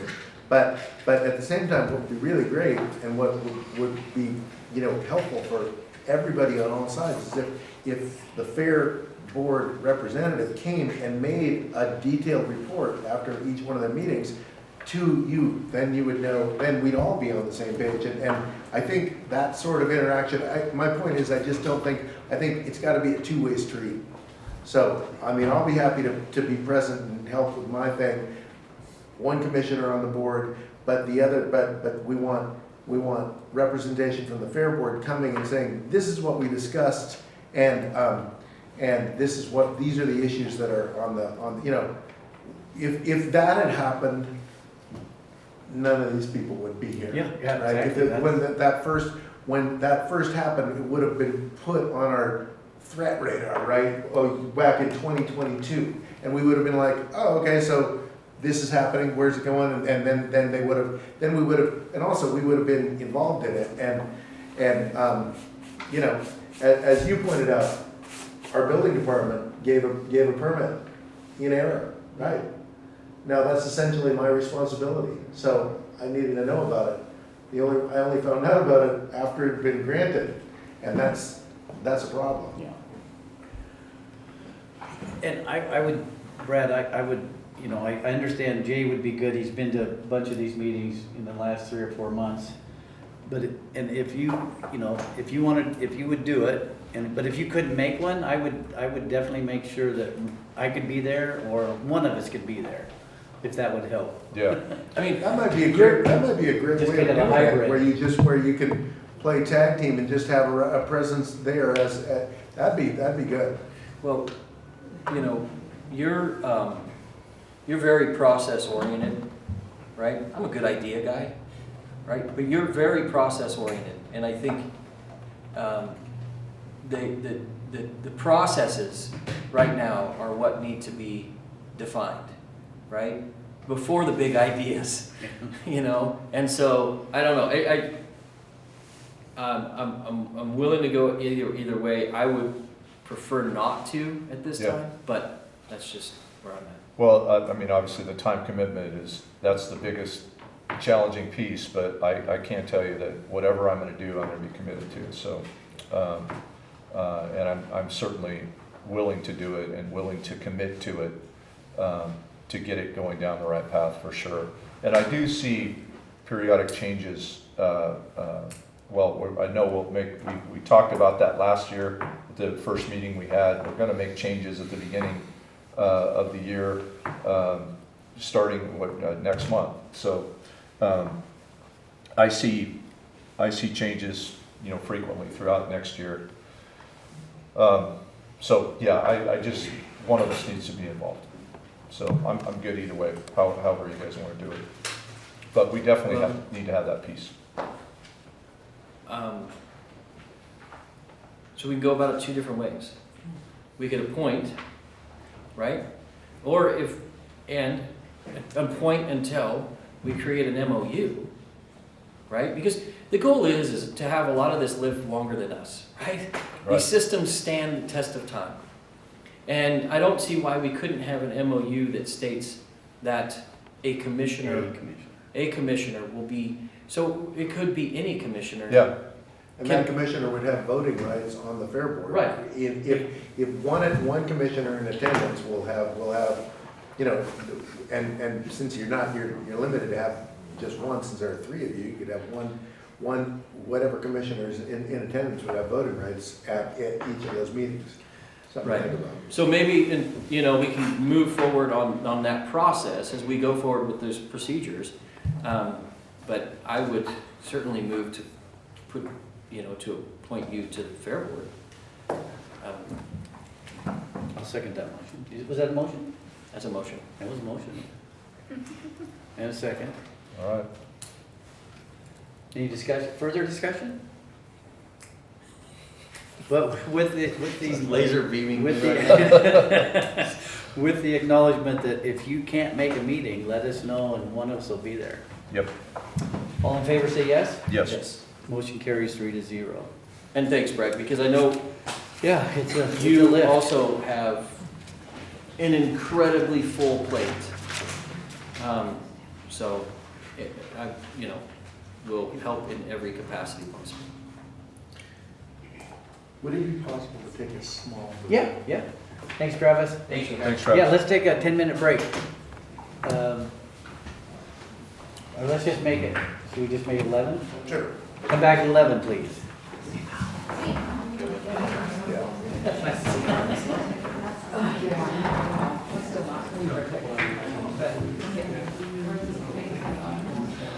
Thanks for taking one. For the team.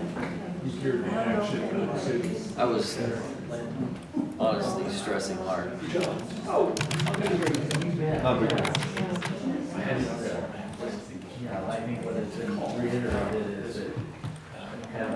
Since I'm on the Scrooge list, I'm gonna go get some crap coffee. I really just didn't think about it, I'm sorry. It wasn't that you're on a list. I know, forgettable.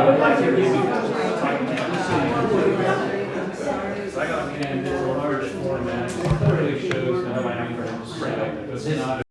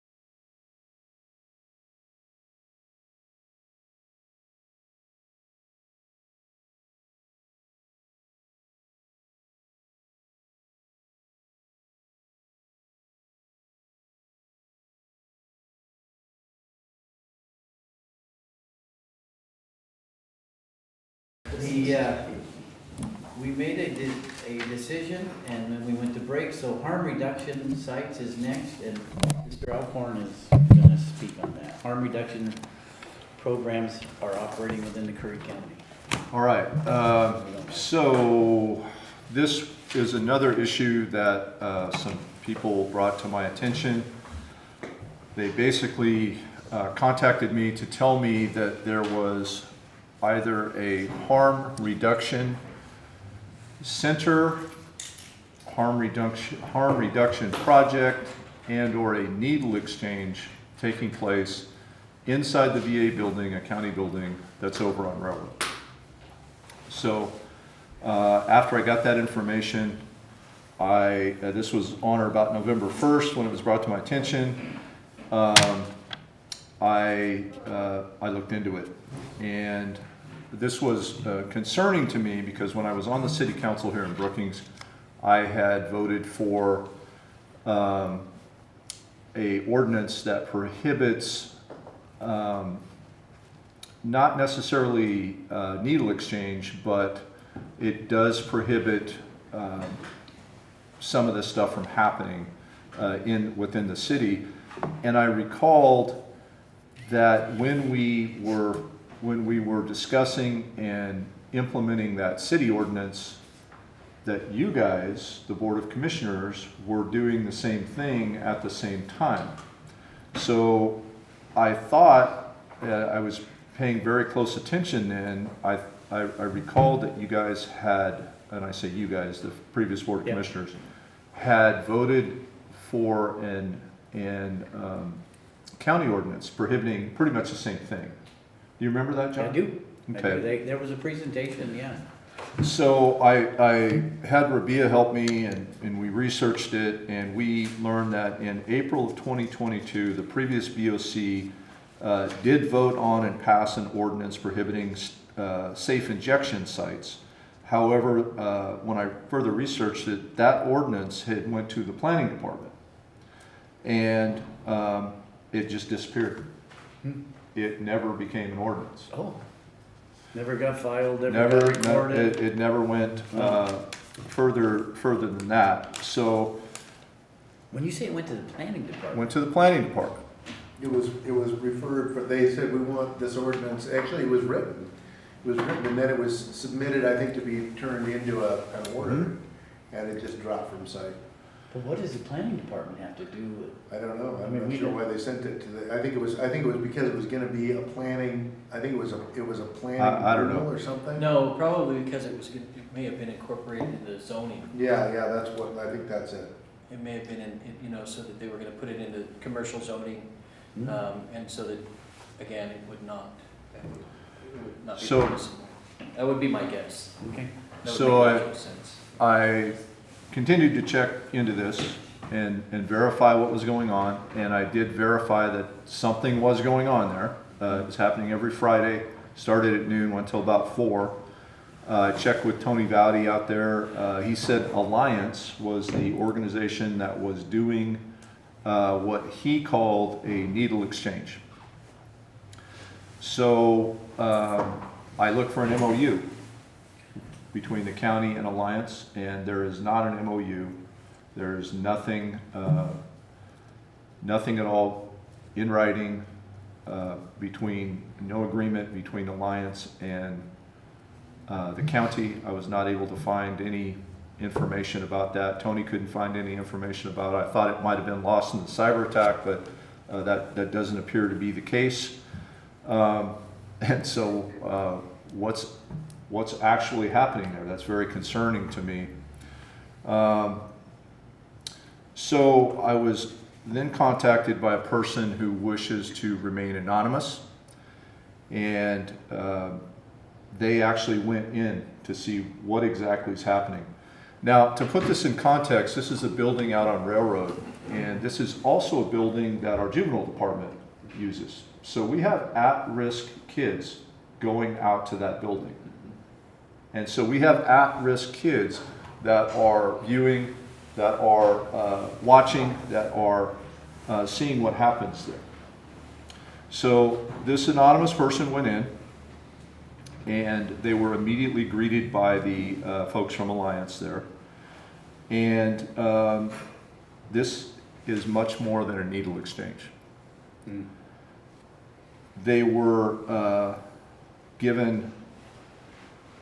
they were encouraged, they were given the tools necessary to use drugs, and they were actually given some instruction on how.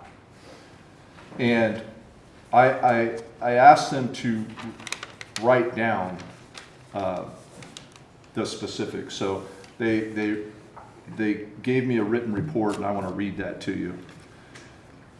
And it says, I went to the HIV Alliance Exchange location today at noon, located at 517 Railroad in Brookings, Oregon.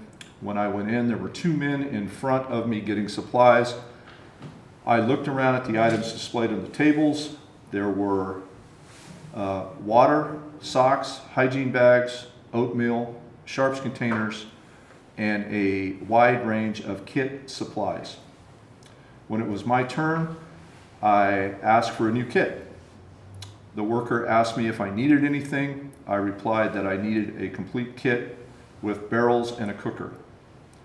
He got a clear Ziploc bag and made a kit and what I needed, as I didn't need just one or 2 items. I was given 10 needles, 4 cookers, Band-Aids, alcohol wipes, a fentanyl testing kit to test my drugs, 2 glass pipes, smoking pipes, 2 PVC mouthpieces, a stretch tourniquet wrap, and 4 liquid Narcan vials, and 4 additional needles.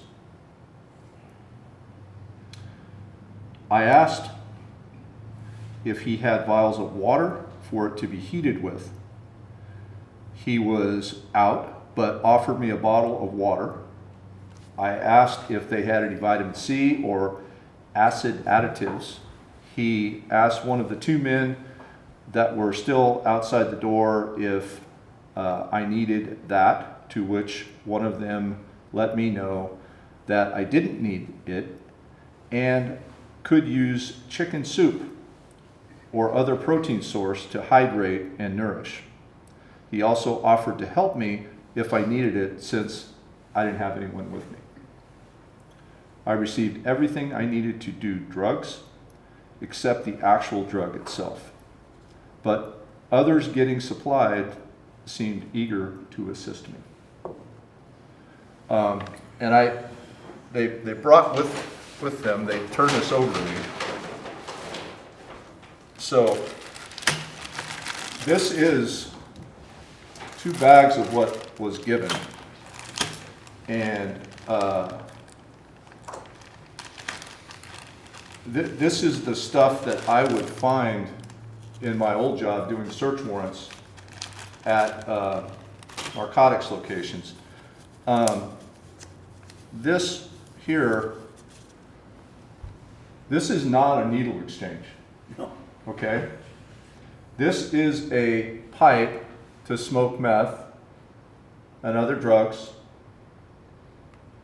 This is what our at-risk kids are seeing over there.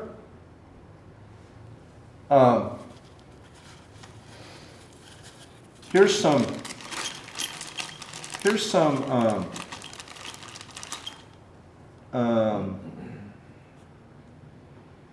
I won't say this right, naloxone. It's basically Narcan, but this is the good stuff. This is the stuff that you inject. And it's the fast-acting stuff. Brings you back to life. Yeah, it literally brings you back to life. So this is going on in a county building, and it's being distributed right here. Now, and I'll hand this down for you guys to look at. And like I said, this was all given to one person. So,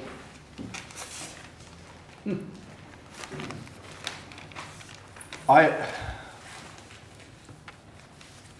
get the I get that there are paid professionals that will say that this is harm reduction, it's meant to save lives, it's you know, we have to have this in our community. I've heard their arguments. I've heard the professional description of the upstream, midstream, and downstream approach to saving those who are addicted to drugs, and that the, you know, upstream is where we have an individual who's you know, they've had a lot of trauma in their lives, so they turn to addiction, and then midstream is where the addiction gets out of control, and then they're making bad choices, and then downstream is where, you know, the last resort where, you know, we've got to start administering Narcan, and it's the only way that we can save them. I'm sorry, but I don't support this. I don't agree with it. It is not what is working in this state or in this county. Brad, I just recently did look, you know, I did a little research myself. I was reading there are actually some studies that have been done because of Oregon with Measure 110. And so some of the claims that were made, that were made surrounding, you know, referencing those studies were that let's see, crime is down in Oregon, crime related to drug use is down in Oregon, and that drug use is actually, I mean, that this whole methodology is working. Well, so Measure 110, we'll talk about that for a second. So Measure 110 is supposed to fix everything, right? And we go out and instead of holding people accountable, or instead of mandating a person to receive treatment, we give them a $100 ticket now, and there's no criminal accountability essentially for meth, heroin, cocaine, or even fentanyl. And I did some research on that. There were 6,271 tickets issued. Out of that, 499 of those people called the hotline that you're supposed to call when you get the ticket. And out of that, 1 in 10 received any kind of treatment. That's only 50 people. And how long? And that was the most recent. That was a year ago. Is that like, those stats is came that out? like, Because you can't get current stats. They don't give you those. is that like 50 people per week? No, that's Since it's started. in total. Since 110 was implemented. A couple of years ago. Yeah. So the reality is, we have very few people in treatment right now. And everybody said, well, we don't have any treatment. We don't have any, you know, well, you're right. We don't have anybody in treatment. We're not funding treatment. Well, And the reason there's nobody in treatment is nobody's making them go. correct. So, you know, having been a part of our former behavioral health center, I mean, it was like 95 to 98% of everybody that was in the addictions counseling program was court mandated. Right. And specifically with our youth. Now, one thing I will relay that a lot of people may or may not know about 110 regarding youth is that when they drafted the bill, they put no age parameters around the bill. So a youth is subject to the same violation Mm-hmm. when having heroin, meth, etc. As an adult. So in essence, if a youth was caught with, let's say at the River Bar, with a beer, coke, meth, heroin, they're actually going to get referred to the juvenile department for the beer, and they're going to get a ticket for the rest. Right. And that's And then they're going to go out to railroad, and they're going to see this stuff being handed out, right? So I have a question. Can you answer a couple questions about these things? Yeah. So what's the difference between this needle and this one that has like an injector or something on it? It's just different method of injecting the drugs, is all it Okay. is. And then this is the, That's to cook the drug in. okay, You put the drug in, you heat it up, then you put your needle and syringe in, you Okay. draw the substance in. And this, Again, just another method of, it can be used for a couple of things, smoking as one of them. okay. Is that the PVC mouth thing? You put it on the end of the pipe. There's a lot of ways, there's a lot of creative ways that people ingest drugs. So we're not concerned that they're actually ingesting drugs, we're concerned that they're sharing germs? I don't know what we're concerned with. I look at that stuff, again, that's what I find in a search warrant on a narcotics trafficker's house. So the alliance, that's the HIV alliance. So that means they're combating primarily HIV through needles. through needles, yeah. I think. So here's some other, and again, I'm sure people will criticize my stats here, but I got to tell you, these stats are very difficult to find. It's almost like they're hidden, and which is very suspicious to me. But so CDC shows that overdoses from heroin and fentanyl have tripled in Oregon. Oregon is last in the nation for access to treatment, but we're giving that stuff out. We are third in the nation, third highest in the nation for teenage drug users, and we're second highest in the nation for adult drug users. And further contributing to this is a recent court decision on drug trafficking, and that's the Hubble-Boyd decision.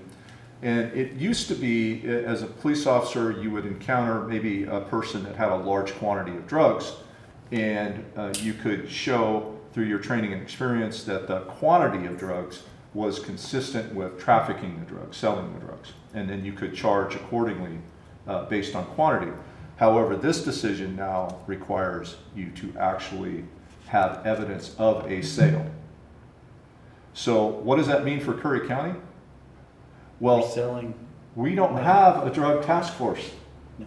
We don't have technological equipment that we can put out in a surveillance, and we can send undercover operatives, and we can witness sales, and we can record that evidence and information. We don't have any way to do that. We will never do a sales case in this county. We don't have the resources to put towards that. Well, it's a self-imposed obstacle. Exact same point you made earlier. We don't have a solid drug and addiction program because there's no demand for it. Because they're not being made to go there, right? We don't. It's hard to put together the funding for a drug task force when they made it legal or not a crime. Right?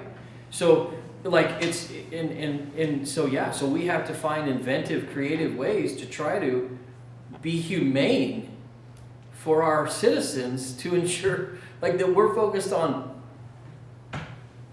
trying to live instead of trying to kill yourself. Right. Right. I have to get sorry because you got me pretty fired up real quick and I might be going you probably have a ton of stuff. But that bag is not promoting safety. That bag is promoting death. And there's government funding provided in that bag. Now, I don't care who you are, right? I know you listen to some of the similar podcasts that I do, and I heard a really good one, and I heard a really articulate individual. If you promote civility, if you're promoting civil discourse, if you're promoting civil life, you're promoting law and order. You're promoting healthy lifestyles. If you're promoting democracy, you're promoting freedom of speech. If you're not doing those things, then you're anti. You're anti-civility. Does that? I mean, so we had a run-in. I want to give you a brief history because we all have history, right? But I mean, we do.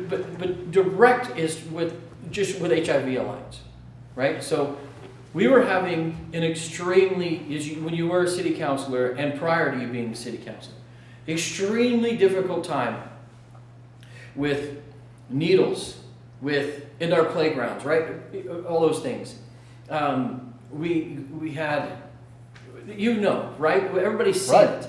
And so, and so that organization was actually utilizing Azalea Park as their as their place to distribute. And with that, providing, you came and got your bag and a gift card, a Visa gift card. And so we put an end to that. And I didn't realize that we just transferred the problem to a different side of town. Not only did we do that, but I've gotten additional photographs sent to me that they're operating out of their trunk in parking lots. So back in the day, that would have been called paraphernalia. You could have been arrested for the paraphernalia. Correct.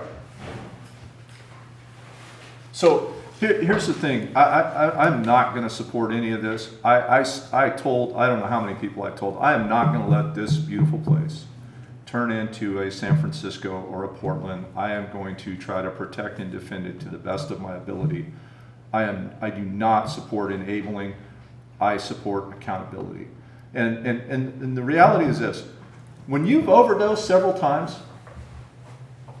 and you're sleeping on the street and you're in possession of stolen property and you're committing crimes, that's not okay. It's not okay. And if you're doing that, you're not making good decisions for yourself. And we have to step in and say, that's enough. I want to address another piece of that. And this is just a personal take. But it is also not compassionate to say that that's okay. You know what I mean? I do. If you put that in a personal context, brother, family member, child, and you are on a whole different, you're pleading for intervention. But if it's just society, it all of a sudden, in some realms, is identified as compassionate. I'm sorry, I can't get behind that ideology. Well, let me put that in a personal perspective. As a police officer, I've dealt with thousands of addicts. The only thing that worked was court-mandated treatment. Two choices. You go in custody or you complete this treatment. And when you complete the treatment, there are rewards that you get from completing the treatment. I'm also speaking to you from a family perspective, a personal perspective where my own family has been torn apart by addiction. And I am going to tell you that when you have a child and you're worried about that child dying, you will beg people to come in and hold that person accountable. Beg them. We have to shift our thinking to accountability. We have to do that, Jay. And we have taken a firm stance on not supporting Measure 110, repealing Measure 110, and there is no way that I will support what's happening at that VA center. Absolutely not. Or in our county. In our county. Correct.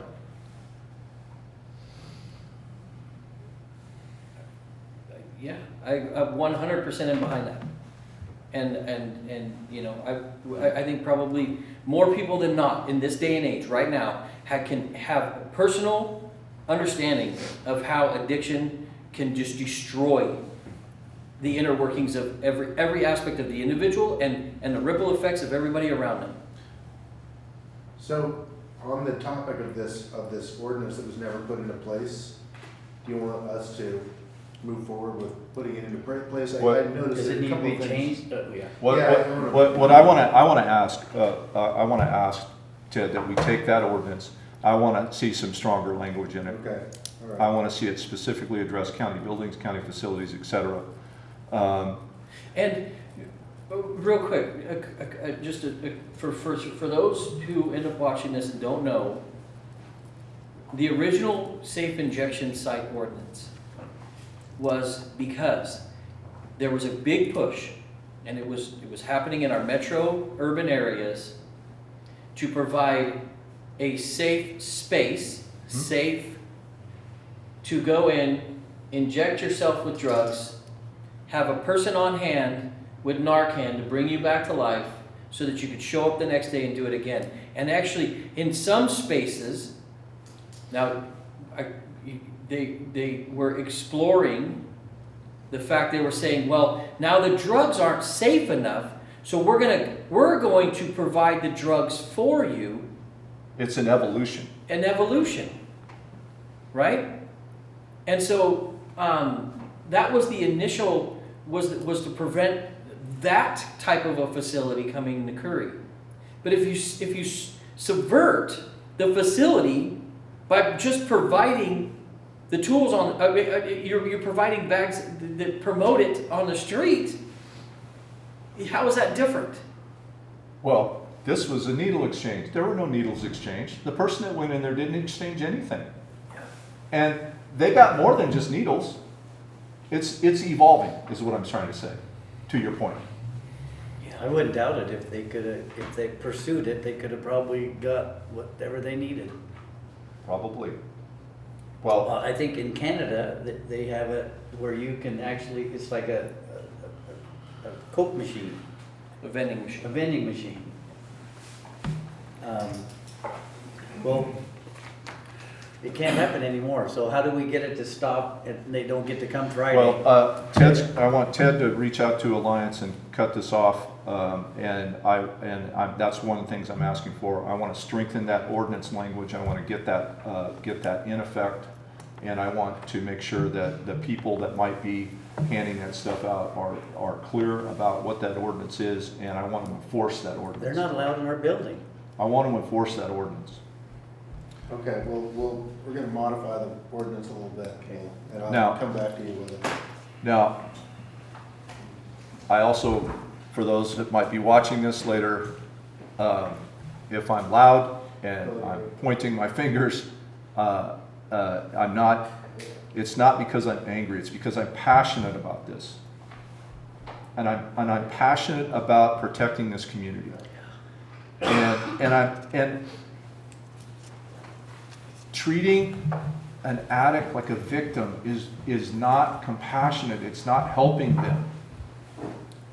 And, you know, I'm going to steal some verbiage from a guy who I really respect and follow, and that's Jocko Willink, and he says discipline equals freedom, and he's right. Personal accountability, discipline equals freedom. Let's follow that. Not this enabling and Promoting. promoting. So if the two of you will support that, I'd like to get Ted on that right away and get this process started and shut this down. 100%. 100%. All right, I don't think we need a motion, I'll just do it and I'll come back to you with something. Come back I'll with an let you order. know, I'll let you know how it goes with Alliance. So can we, I mean, it stops We today. don't have no, they have no agreement with us, so they have no, as Director of County Operations, I can direct them to leave. Sheriff's county- Department or county whatever. property. you In can- this case, I just have the city come down. Yeah. And Tom And- Anthony needs to know. I think we need to explore a county-wide ordinance prohibiting Right. these actions countywide. Well, I think we modify the one that didn't get put into place. Yeah. Because you had a city, you have, We have a city one. so what, is But that the- okay the- for them to the- be there with this, even with the city one? So It's a little different. it would take, we would have to take a closer look at exactly what they're doing. Now, I don't want to speculate, I don't want to, when you have everything you need there to get high. The only thing you don't have is the drugs. Do you not think that there's some drugs close by there? Hey, I mean, common sense, right? Yeah, there, yeah. something that just hit me, and you don't have to acknowledge it. Was the person you sent in there a youth? So I didn't send them in. They went in on their own. They did that on their out of their own concern. I didn't ask them to go in. They self-initiated that. They were an adult. I'm gonna recommend we don't send any youths in there. Yeah. Well, I'm saying, Well, what they- would prevent, Nothing. Nothing would prevent, nothing would prevent a 15-year-old from going in there. Nothing. and receiving the same package? Nothing would prevent that. And you say that's on Fridays? Yes. So I just know that this is not happening when youth is there, because Wendy wouldn't, that wouldn't happen. So I think Wednesday is the day that our juvenile department goes there. You They might- still have check-ins. Now, But I know that juvenile departments, they're not, are they 410s right now? Yeah, I think so. I don't know what they're, I don't know But what. regardless. I don't I know get what it. hours they operate out of that building. I don't But know. their office is in that building. They have an office. Yes. Yeah. And that building is where at-risk youth go and look at that as either, you know, that it's a place where they are receiving, you know, some kind of direction or sanctuary or, Well- I'm not sure what all, but by having this activity right there, I think it undermines Oh. anything you're trying to do. Absolutely, and if you were, and one of the problems they found, right, when they were having these similar things in different areas, was it was an easy target. Why wouldn't the drug dealer stick around right near there when you walk out with everything you need but that, and say, oh well, hey, now that you have all that, here you go for this. Especially if you walk out with a gift card.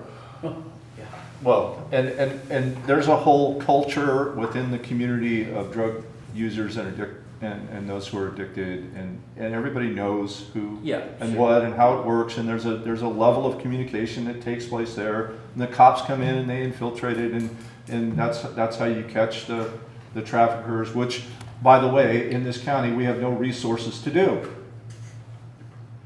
We have zero right now. Zero trafficking investigations taking place in Curry County, and we have a major drug problem here. Now, I've spoke to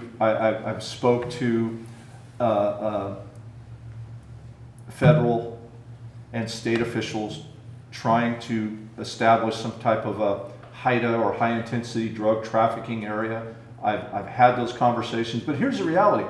To create a HIDA team, a team that I've been part of, to create that, you have to have the agencies here contributing resources to it. The Sheriff's Department can't do that. Brookings PD can't do that. They don't have the people. They don't have the volume of people.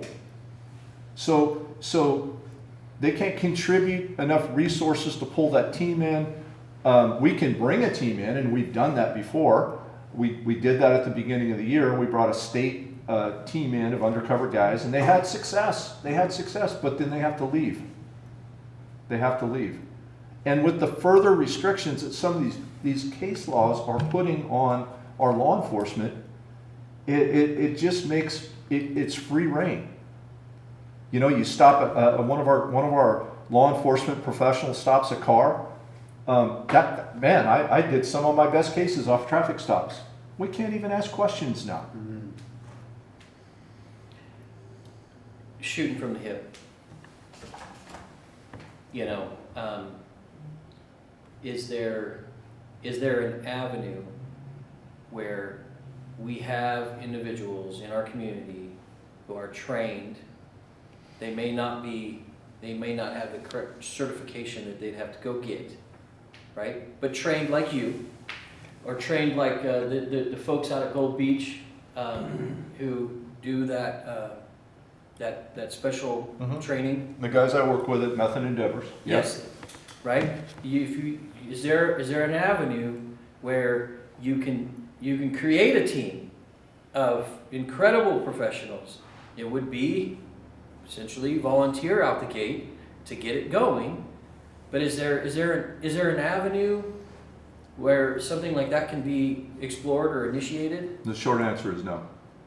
The short answer is no, because you'd have to be a reserve. There's certain qualifications that are necessary to be a reserve. You got to pass there's costs associated with it. You have to pass the background.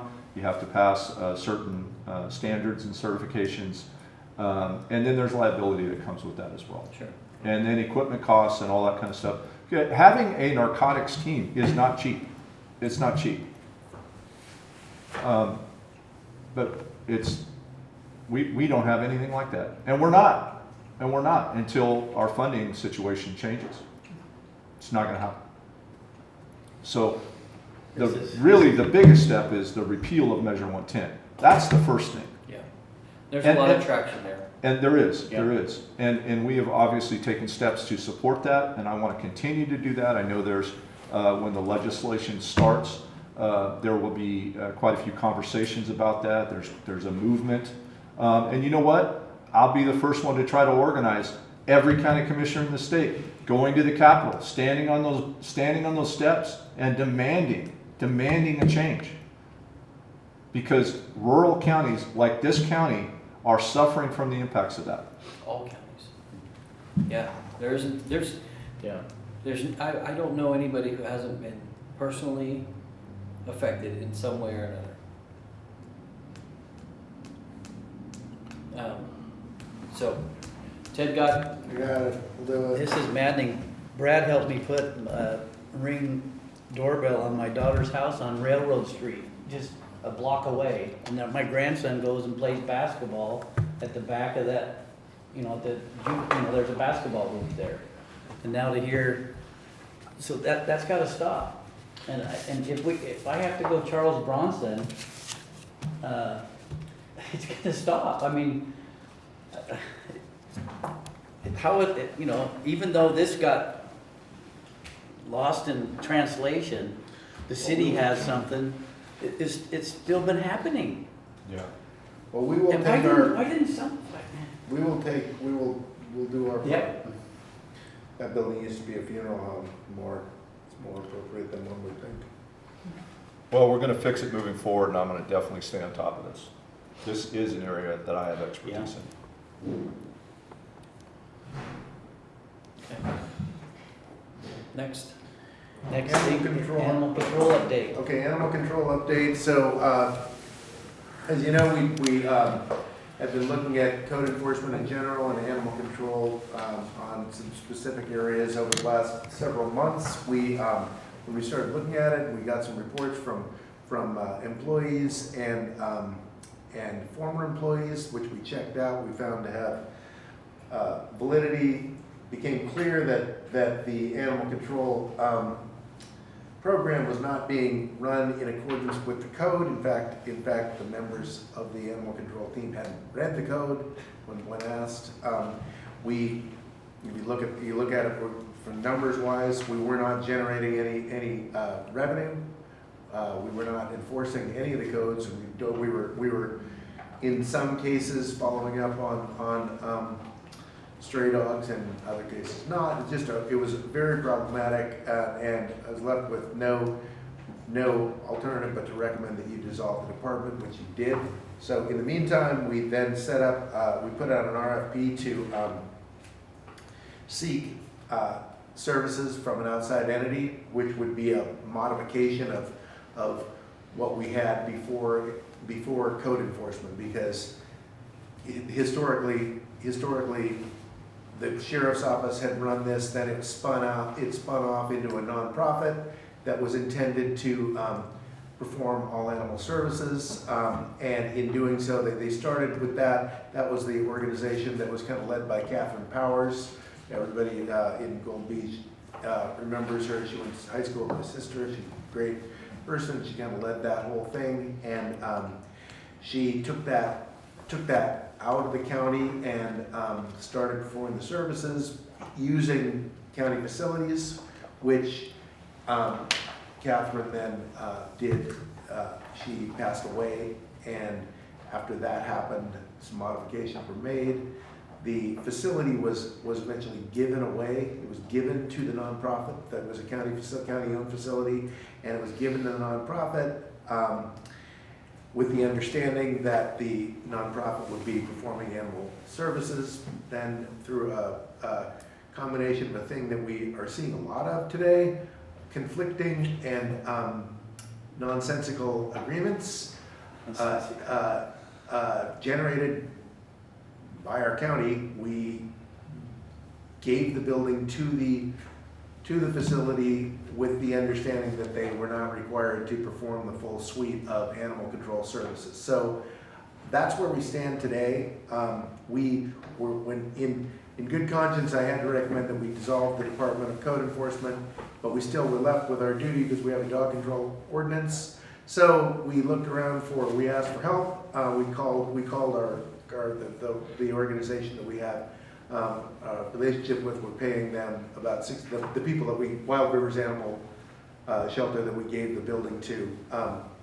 We called them and asked them to perform, if they can perform the animal control services for us back when it had to dissolve. They said they did not have anyone available or trained to be able to perform those services. So we continue to ask. Wait a minute. They said they didn't have anybody trained. They said they did not have anybody trained to perform animal control. But the services. executive director used to be our animal control officer. Yeah.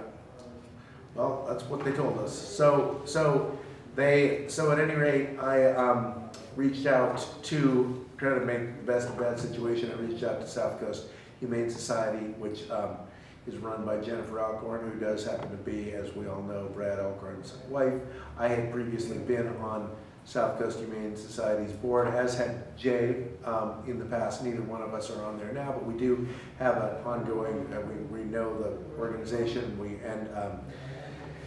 it's a very successful animal rescue organization, well funded, and we asked for assistance. So over the last couple of months, South Coast Humane Society, after clearing it with their board, did provide volunteer services to the extent possible for them to be able to do that. They're a no-kill shelter. They're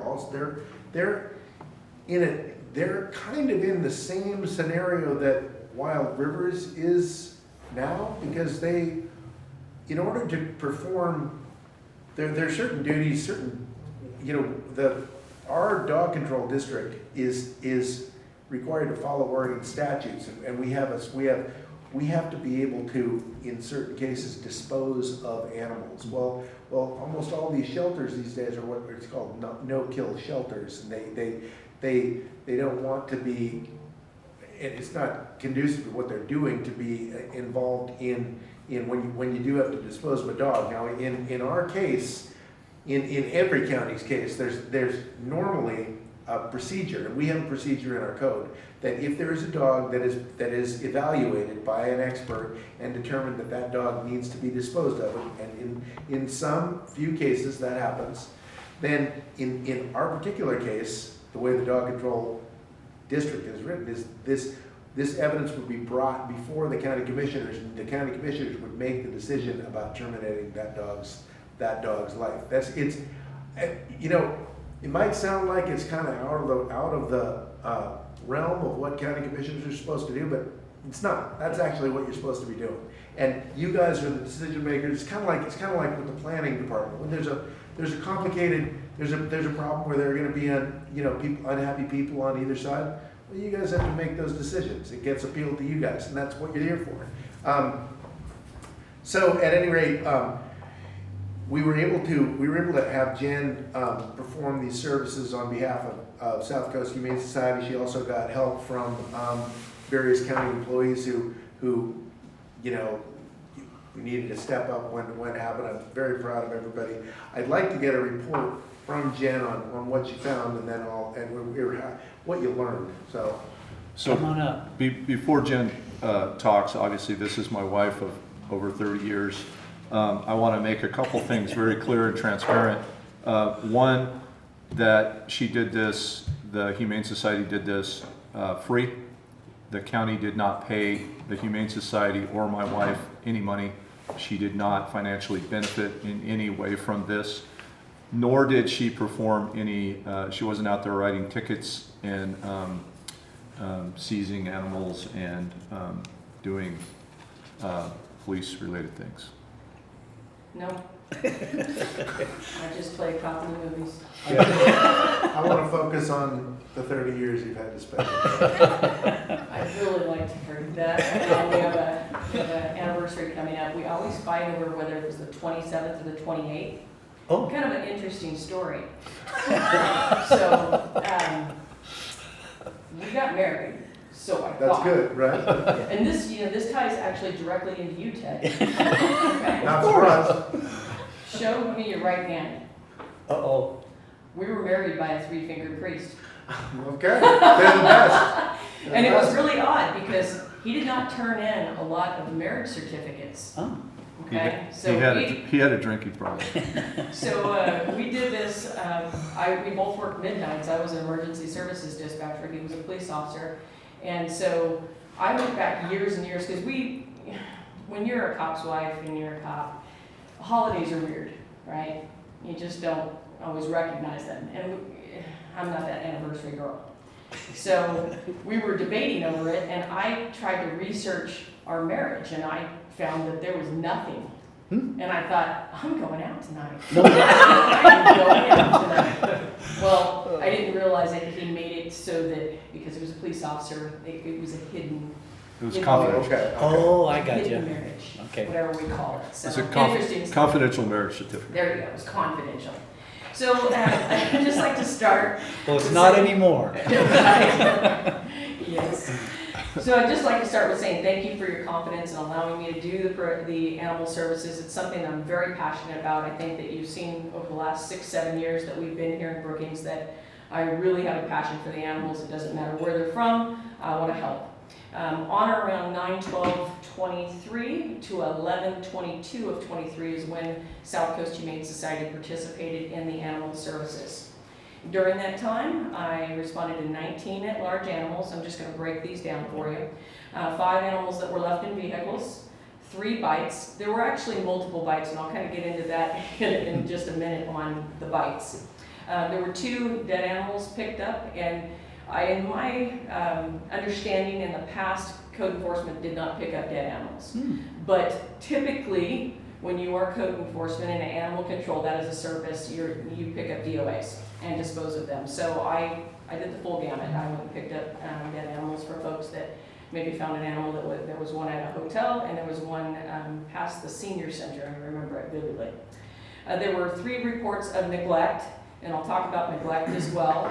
There were 4 barking dog calls. I'll talk about that as well. And then I picked up 2 dogs where their owners had been deceased. And those were actually both rehomed, which is a good thing. After the agreement was fulfilled, and I did get a call, and I've been working really closely with Rabia. She was kind of our, what do I want to say? Point of contact. Yeah, definitely a point of contact where she would get the call and send it to me, and depending on if it was in the North County or the South County, she would help me because of my other responsibilities. I do want to pass this along. We use a program, it's very similar to what Wild Rivers uses. It's called the Animal Shelter Management Program.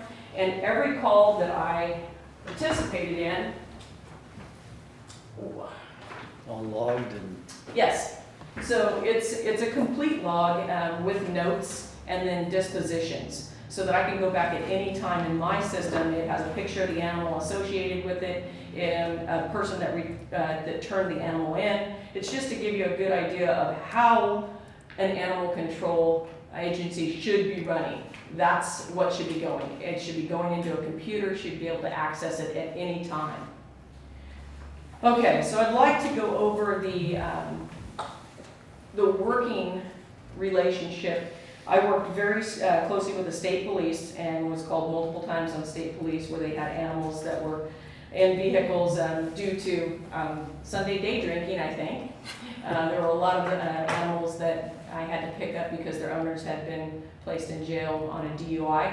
I was able to research some of them and return them home, as I didn't think that the animals had been drinking and driving, and I didn't feel that it was nice to put them in a shelter where it's scary. So there were times when I tried to attempt to get them home rather than bring them to the shelter. I did work with BPD quite extensively. There was and I want to tell you a little bit about some of the calls because I think it's interesting for you to know what an animal control person will be doing.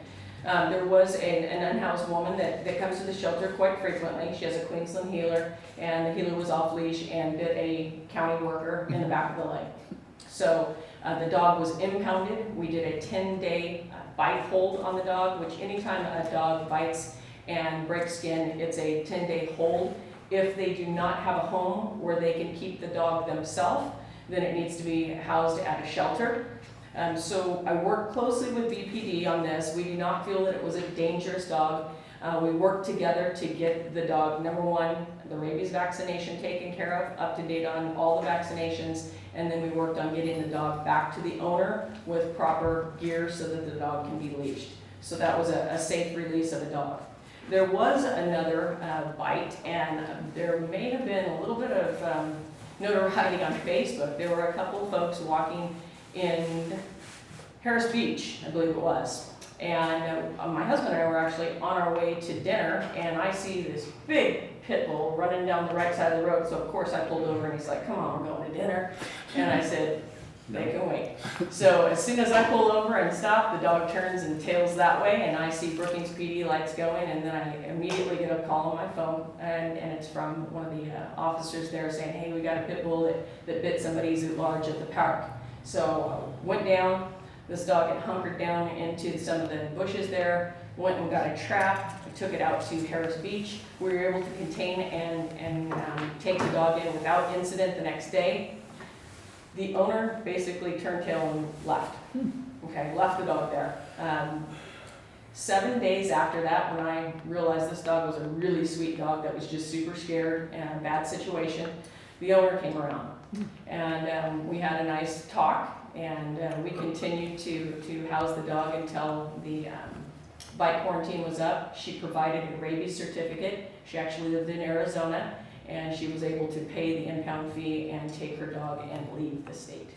So that was a good ending as well. Yes. Well, you know, our goal as an animal control is not to take animals. It's to help people keep animals responsibly in their home. That's really what it's about. Okay, so what I have found in doing animal control during this time is that for our shelter, it's just not feasible, and I'll tell you why. During that short amount of time, we took in 14 dogs. We took in several more, but returned them with licensing and with impound fees, which I'll go over the numbers. We turned in $631 licensing fees to the county during that time and $100 for impound fees. Now, say for instance, I received a dog that was not licensed, but the owner came forward. What I would do, and I think it's very important for animal control to help people, is I would license the dog in lieu of an impound fee and release that dog back. And we've had a lot of good compliance. Animal control should be pushing for licensing. That's very important for the revenue of the county to continue to provide these services. Yeah. And I don't know, you know, a lot of people go, "I don't even know I'm supposed to license my dog." It's super I mean, if we were properly pursuing licensing, we would be looking at a very different funding situation for animal control. Right. Mm-hmm. So 14 dogs were taken into our shelter, which they're now the ownership of South Coast Humane Society. Of those 14 dogs, and mind you, if they had not been fixed already, we got them spayed and neutered. I have 2 left. All the other ones have been adopted. One was an actual release because he was out there having chickens on the neighbor's property, and he just decided to turn him over to us. He's been neutered now, and we are actually exploring trying to return that dog to the owner with proper containment. You know, that's something that also, and I'll tell you a little bit about the rest of our family. One of my daughters is an animal control officer in Fresno, where we came from. And they don't want to take dogs to the shelter because when they take dogs to their shelter, it's taking the place of another dog that's not going to make it out. Somebody's going to lose their life in those high population shelters. It would be really bad if we got to that point here because we are such dog lovers in Brookings and Curry County in general. Oregon, it just seems like everybody has a dog. So what I have found is the feasibility to continue to house that many animals, it's not feasible for South Coast because we are a progressive rescue. We have owners from all over the state calling us to take in their dogs because they can no longer keep them. I can tell you I probably field between 5 and 7 requests for rescue from my kill shelters or sister shelters that need transfer because they are full, and or owner surrenders. And I mean, I have people from LA willing to drive to Oregon to give me a dog just in order to find it a safe place. And the building that's what you need. You need a building. And you're going to start seeing what we call stray renders, okay? No one will take a surrender, so it becomes a stray render. Of these 14 dogs, I would consider 3 to 4 of them stray renders, where people dumped their dog, where we actually tracked it back. It's sad. It's really sad when people feel like they don't have any way out of rehoming their animal and they dump it off on a fire road or a forest road, and leave it fend in for itself. We have a standard operating procedure when we do intake, just like most of the larger shelters.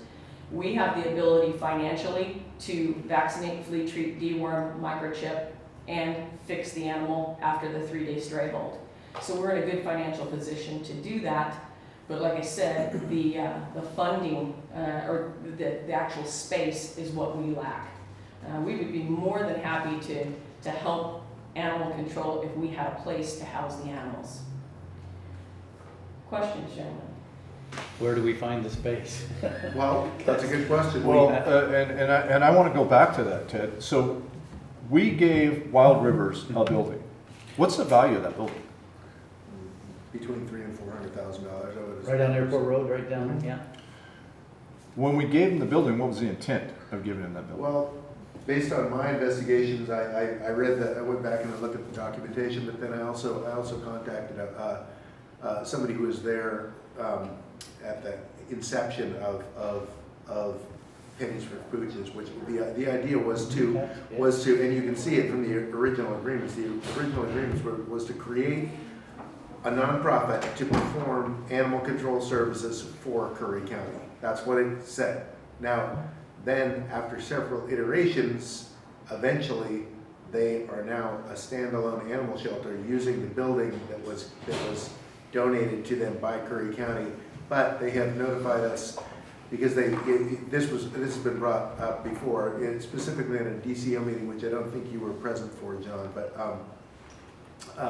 we had a discussion with representative of Wild Rivers, because they had proposed that they would, we paid them, we gave them building, and we also paid them about $1,600 or $16,000 a year to have available to us 3 kennels. Now, three kennels. It could be 6 kennels. There's a lot of confusion, but if you talk 3 double kennels. 3 double kennels, right? Which in So we should put 2 dogs in each kennel, right? Well, I thought Double means 2. That's what Dave Fortman told me when he was the original animal control guy for code enforcement. But I was told by Wild Rivers that we're paying for 3 kennels for individual dogs, 3 individuals, and those are available for that fee every a total of 3 every month. If we use more, we pay more, which we have generally get a bill for additional dogs, because it's not across the board all month, but some weeks, some days of a month, you might have 5 dogs, and then another day you'll have 1, but you got the baseline of 3. During that meeting, does the current administration of that shelter know the history of us giving? I mean, They seem, they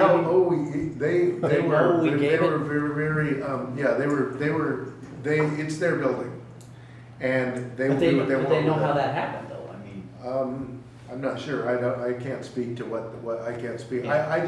I just know, because again, I happen to know a close friend of Catherine Powers. I called her, and she was part of this when it all started, and I asked what the intention was, because I think it's better to go to the source, because otherwise, so at any rate, we're left with, we were notified that it was costing them more than they wanted, and they needed more than they could afford, and they needed to up our rate, and they proposed approximately doubling the annual fee. So I asked for them to provide, they said they'd done an internal audit to justify that rate increase, so I said, please provide me with the audit. And they said that it was not available to review.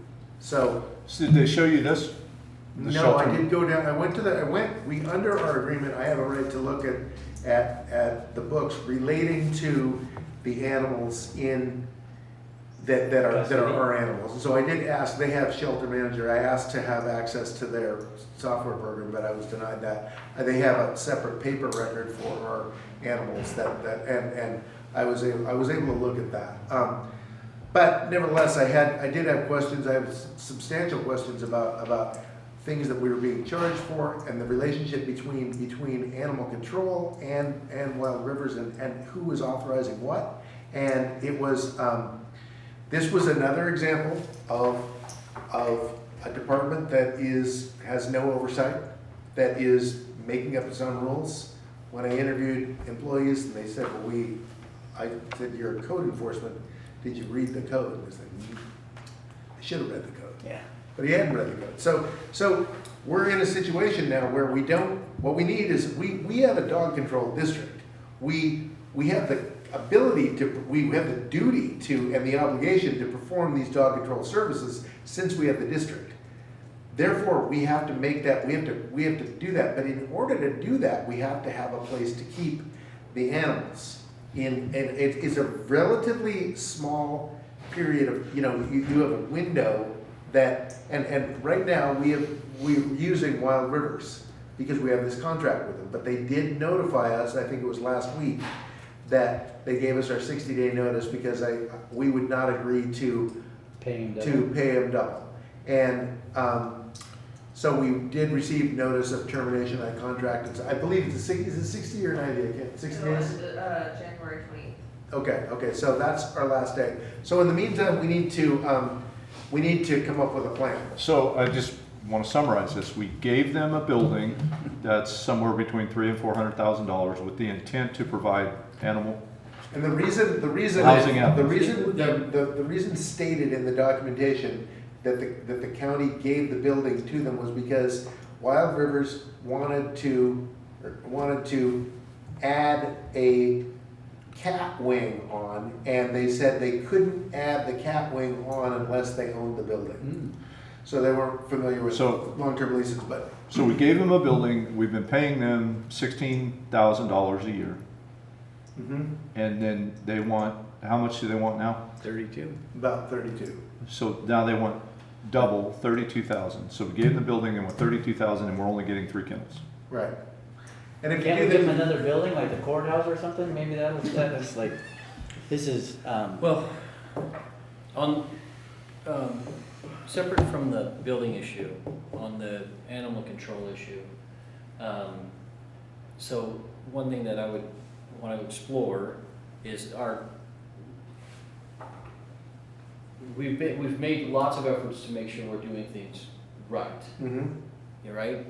So as we now have this ball, right, we have to figure out how to do this right? So the one thing I would ask is in this situation for animal control, not our shelter piece, but just the animal control piece, because that's going to be a whole different ballgame.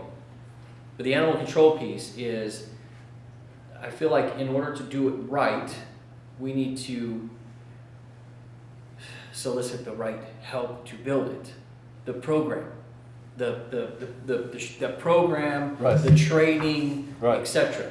So my question is, Jen, would you and your board consider somewhat of a consulting agreement where you assist us to build an animal control system, provide some initial training to individuals who will be managing that system, and then potentially maybe annual ongoing training for new things of that nature. Well, there are issues, for example, one of the things that brought this to my attention was I was informed by a former employee that a dog had been surrendered and then it was rejected by Wild Rivers and then killed. Mm-hmm. And so I was like, we do that? We were, and there's a It's supposed to variety of come to different us, stories. you said. Our employee told me that he had been directed to kill the animal at the direction of Wild Rivers animal shelter. Now, Wild Rivers says that isn't what happened. Well, All I know think, is I there was- think, I think that the statement was, they don't have the authority to do that. And that was on our guy Right, because he listened to him, right, well, it's, right? So, again, yeah, I mean, we could, essentially, we could. but in a situation like that, that dog needed to be evaluated if the dog was a threat. The dog was not evaluated. The dog was not evaluated. The way that you get an evaluation is you are given, I've had dogs, when I was on the board of South Coast Humane Society and we had a problem dog, then you would have a person who was qualified to make the evaluation, and you would also involve a veterinarian in every case. And then it went to the board. And then it went to the board, and we would do that, there was a rigorous review system. I asked for that documentation from Wild Rivers, I was not provided with anything, so I'm going to assume that my former employee was telling the truth when he said the dog was not evaluated. But, That dog needed to be evaluated, and then the final decision for disposing of the dog would have to come before the commission, according to our code. Now, unfortunately, no one in code enforcement was reading the code or following it, and they were, one of my previous, I interviewed one of them, and I said, why did you take a particular action? And they said, I did what was in my heart. Well, okay, that's not how we do. right, We have to do what's in the code. hence why I think it would be advantageous.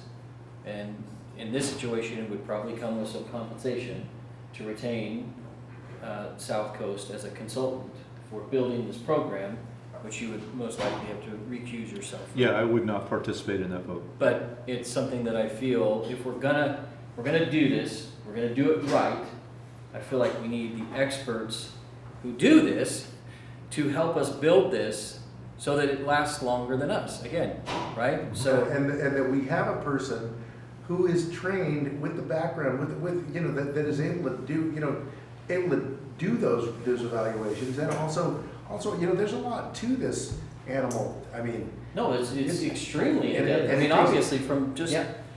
I mean, first of To all, do it right. when you're dealing with, as you know, as we all know, when you're dealing with somebody's animal, That's family. it's as much as you're dealing with, yeah, exactly. And yes, we, as much attention as we would, put into other facets of what we do, this is as vital, and I believe requires the same level of preparation, training, system development to be successful. Otherwise, we'll be, potentially in the future in a situation similar. I mean, we probably would never be where we were, but it could easily slip. right. So Well, I think our first move is to do that. Then we can determine what the best route is for finding a space. a space for it. Because, Space. in my view, the space, that the county should not be in the business of giving away property. I don't think. Ted, I got a question there. So it's your opinion that there's no way that we can, I mean, it was legit, it's done, we can't go back on that one? I mean, there's no Oh, way? no, that's Okay. not my opinion at all. Oh, No, my opinion is that was not legit. That was, okay, so we have, I mean, oh, There's we an avenue we where have we a can- cause of action, but we could, the issue is, That would the have to issue be is, an executive session, since the probably. building was given the agreement says the building remains the property of the grantee as long as it is an animal shelter. Okay, that's great. Now, somebody wrote that. As far as the county is concerned, that's legal malpractice, because what we needed was a facility. We had a facility. Since we do not have a facility now, we are actually not able to perform the functions that we are required to under the law, which we were required, when we decided to give that building away, somebody gave really bad advice. Now, also, that's why I went and talked to the friend of Catherine Powers. I said, what was the intention? Because when there's a problem in drafting, you go back and look at the original intentions of the parties. And the county, I mean, maybe the county commissioner's intention was to give the building to their friend so they could have their own business. If that's the case, that's an illegal and unacceptable reason. But I think But it in the original agreement, it almost, you could see, the intention is almost in the draft. It is in it. Because it says they're going to receive this building in lieu of performing animal control services and providing the Right. shelter. The It's very building is necessary. The building is a necessary piece to perform the duties outlined in the code. Correct. Right, That was what was the original agreement. correct. So the next question is, how hard is it to get that? Well, if I'm directed to do so, I will proceed to have the county reacquire the building. And I think we need to have you work that, and in conjunction, we need an answer by January 28th, Right. right? So we need to have a temp solution, No hurry. right? We need to provide a temp solution, and then while we're building the system, while we're working on the long-term solution, right? Right. So, Well, here's the other problem. So, as you know, Rabia's office is the kitchen table in emergency management right now. So I hear that phone ring, and she receives multiple calls a day regarding animal control issues. It is a busy component of what we do. So we have to make some pretty serious decisions in a very short window of time. We have to have a facility. We have to.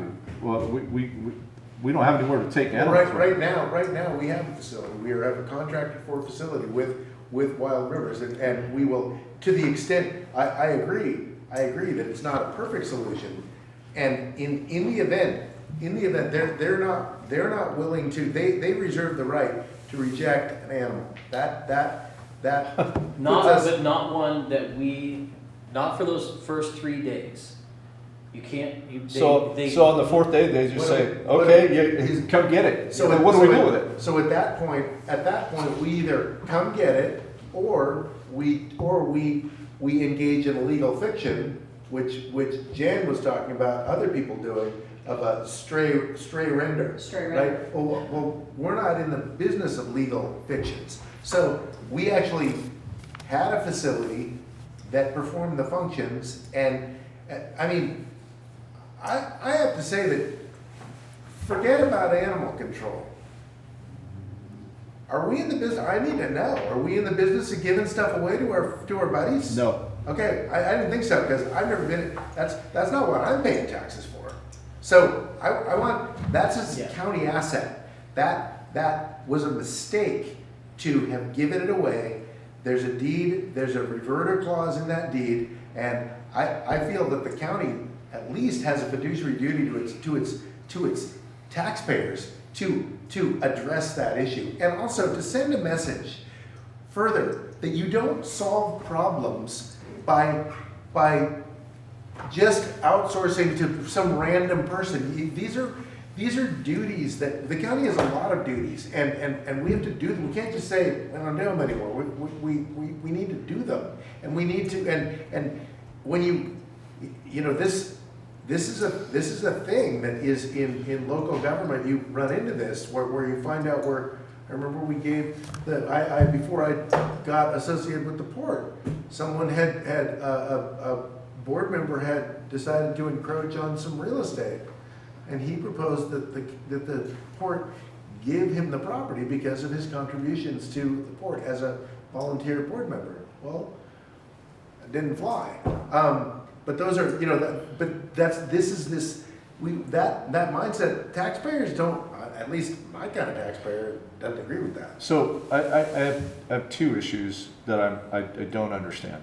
And I've had conversations with the board with Wild Rivers about this, and this is not making sense to me.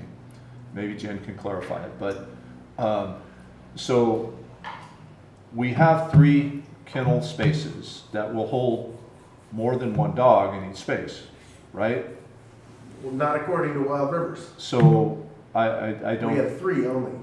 So so do you want to know the justification that they I provided? do, I don't understand So it. the justification that they provided why it's 3 Double kennel. double kennels for 3 dogs only is because during that time that they're under the county jurisdiction, they don't let the dogs out. The dogs remain in their kennels to feed, and to relieve themselves, right? So they said that the additional space in the kennel is so that they have a place to defecate and urinate without having to leave the kennel. So there's actually not any more real additional, very little additional labor involved. Because I was thinking if you're talking about dog kenneling, like if I'm boarding a dog, if you're boarding a dog, the dog needs to be walked. If it's a dog at Wild Rivers, they take them out on walks. At South Coast, they take them out on walks. I'm sure they do it up there too. But in this case, this dog is basically confined for a 3-day window. And so essentially that particular, I guess then I feel even more justified in asking for the internal audit to justify doubling the cost of that particular. And that's my point. That's what do you do? Yeah, I was gonna On a stray? No, I mean, so you have, how are your kennels set up? What do you do? We have 40 kennels, and they are double kennels. Now, rescue animals and owner surrenders that are technically my property, all dogs co-kennel. I don't isolate dogs. So they have a bathroom side and then a bed side, and they have interactive toys. They get to go out on the dog yards. During the time that I performed the animal control job, I would take those dogs out individually. I did not integrate them into play groups, but they did get yard time that was supervised. I think that's very important for the mental health of the animal. Yep. To allow them to go out and not defecate where they sleep. Even if they have a bathroom side, a lot of dogs that have never been kenneled don't know to go to the other side. Yeah. So they did go out. We did not let volunteers walk them. Stray dogs were handled by myself and one other employee. And that's when training comes into play. So I guess my next question is, the co-kenneling thing, what's a standard in the industry? What would that standard be? Nowadays? Yeah. Wow. The standard in the industry. Well, I'm gonna start with Del Norte. I'll start with Del Norte. They have an indoor building. Their kennels, all right, I'm gonna step back from the podium. Their kennel is about yay wide and about this deep. Wow. There is a small step. It's a cement step with a small corunda on it. That is their single dog kennel. Okay. And I believe they can house probably, and I hope I'm not, and this is just from my memory, I think they have 4 rows of dogs, and I think they have about 10 on each side. Then they have outdoor kennels, where they take the dogs outside. So they house them inside during the day. They don't co-kennel because they're tiny, but they take the dogs out during the day, and then they have multiple yards where they will either have individual dogs or they'll have 1 or 2 dogs that they are known to get along with. So I'm just going to use Del Norte because they're close. I do not know how Wild Rivers houses their animals. I do co-kennel all my dogs. I know many shelters that co-kennel dogs right now, and there are so many dogs. You might see 4 or 5 little dogs in a kennel just because of the whole climate of animal surrender these days, people abandoning for financial reasons, and other reasons. So co-kenneling is it. I want to say I had 46 dogs and 40 kennels, and I felt like, wow, this is quiet. That's a lot of dogs. And I felt like, man, this is easy. Because we usually have 60 or more in 40 kennels. So, I know all my dogs very well. I think it's important as a person that's working with the dogs to be able to get in and assess them properly and play group them. Because dogs do start to show lots of behaviors if they're not interacted with And I guess my next question is, we're paying $16,000, they want $34,000. What's that break down to? 32. 32? It works out to be, as I recall, when I did the math, I want to say it works out to be about, I'll tell you right now. A lot. Per dog? no, we will per 3 kennels. Oh, per. Do you know what your kennel cost is a day? To house a dog, it costs me about $10 to $12 to house a dog. I 30 mean, we're paying our staff and we're paying for $30. food. It's $30 A day. $30 per day per kennel. And that's, So $90 that, per day. that cost is about what it costs it. Well, I think Town and Country is about $31 to $35 to board an animal. And that's with playgroup time and So if Stop. it was potentially 6 dogs, you'd be in the $15 neighborhood, range. $16. So, anyway, That's not making sense. Yeah. Well, I think the direction is we need Ted to pursue the legal side. And I think we need to pursue how we're gonna develop this. We gotta get that position posted. We have to get the systems in place for that position to be successful. And we have to find a potentially short-term, temporary housing situation for when we have to take. well, and I just want to go out on a say a limb. We care. That's why we did it Yeah. before. And if I have kennel space, I will house a dog for you. That's not it. Okay. but at You the know, same time, it's not a permanent. Businesses are about money, but The difference But- between South Coast and Wild Rivers is South Coast is a standalone thing that wasn't associated, it did not receive any Buildings. gifts. Now, I will say that this building was gifted to the county by South Coast Lumber Hmm. for South Coast Humane Society, the building in Gold Beach. Wow, That's that's the history. that was the history.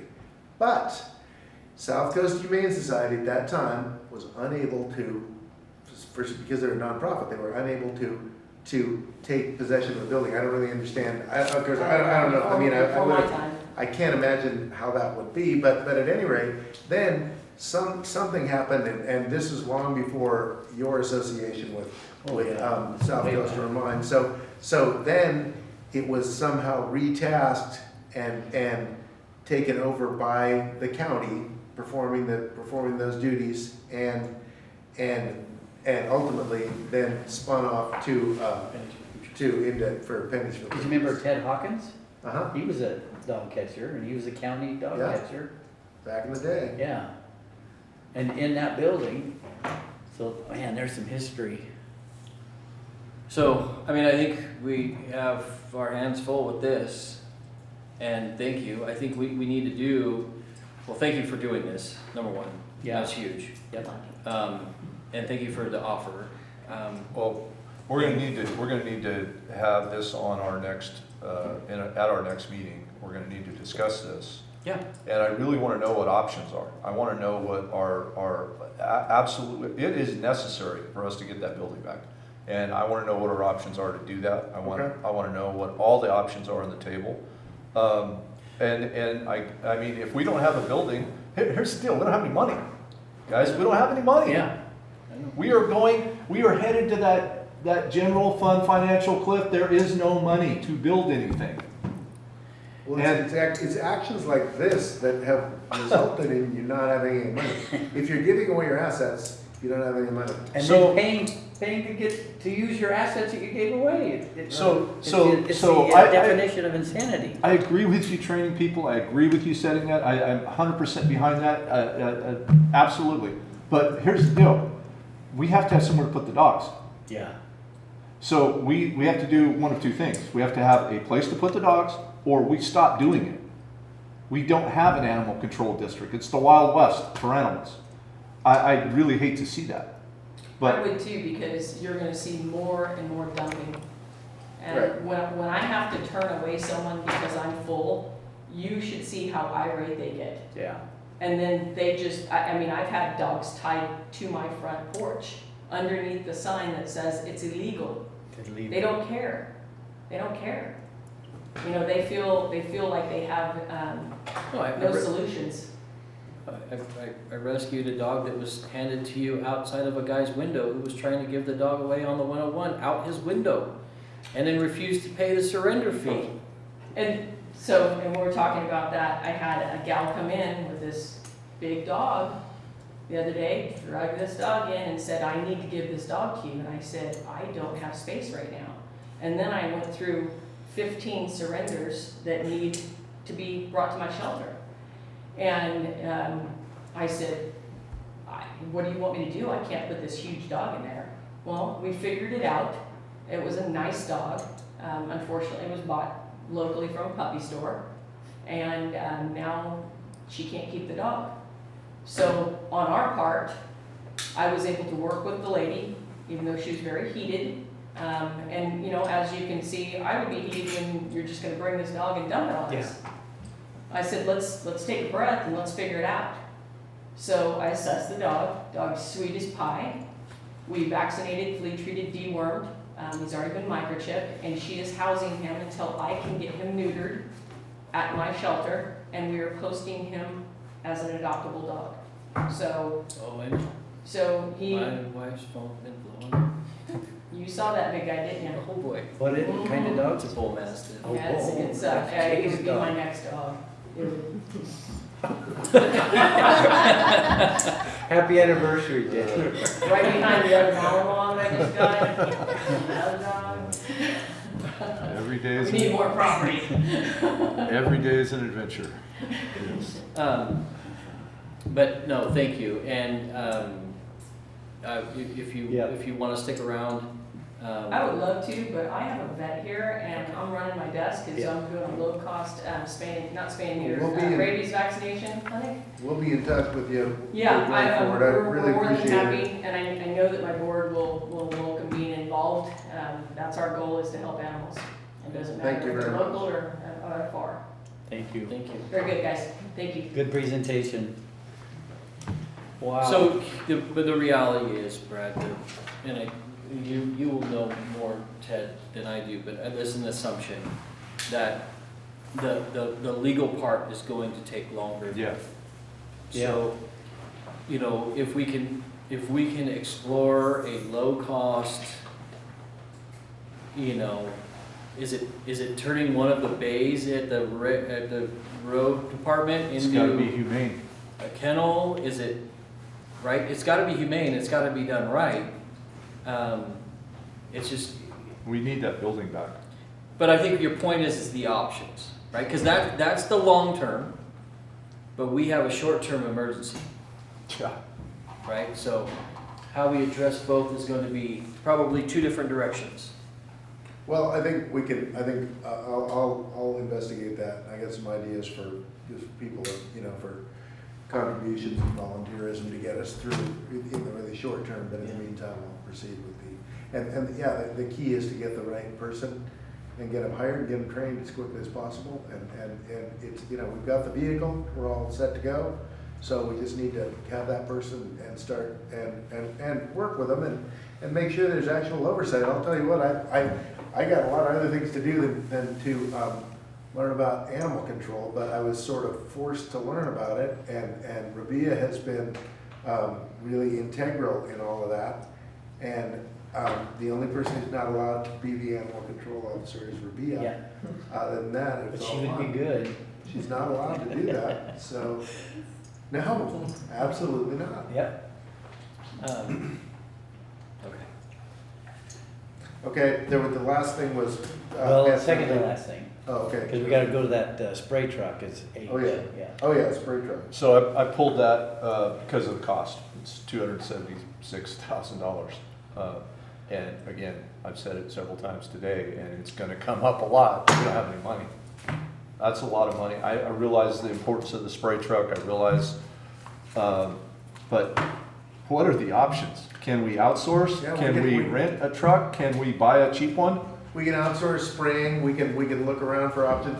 The problem with our old spray truck is that the spray itself is corrosive and hard on the body, so they don't last that long. Right. And now, I don't know how much of that is a function of maintenance. I wasn't here for all of that. I know that I know that in a situation like that, many other counties have things like weed control districts, and we can look at, with what our road department does on a regular basis, I think that it would be great to be able to outsource the spraying. I think that would be, it's a labor intensive scenario. And I think if you put that out to bid, we can at least explore that. In the meantime, I understand that that's a very expensive vehicle. And we can look at, I'm not gonna recommend right now that we go for a used model or anything, because I'd have to really look at all those things. And maybe what we wanna do first is see what other counties are doing regarding the spraying. And, cause if we could outsource that, it's another thing that it doesn't, spraying has very, it has different impacts. I know we've got Dave in the room, he represents beekeepers, that are impacted by that. All those things are issues that do surround this. So you want to make sure that we're not turning it over to somebody who's not going to be making sure that all those interests are dealt with accordingly. But I think it bears a closer look, so I'll be happy to do that. And those mowers we can't do more mowing instead of weed? Well, the thing is so it's generally done in a combo, right? So the spraying is a proactive measure to have less mowing to be doing, right? So it's somewhat of a low cost method of prevention to our road maintenance. Right. So I think there's an avenue that's it's very useful. It's just exploring the most cost-effective or cost-responsible way of doing it. Right. So we'll just have to kind of weigh our options. We've got those, we got great mowers.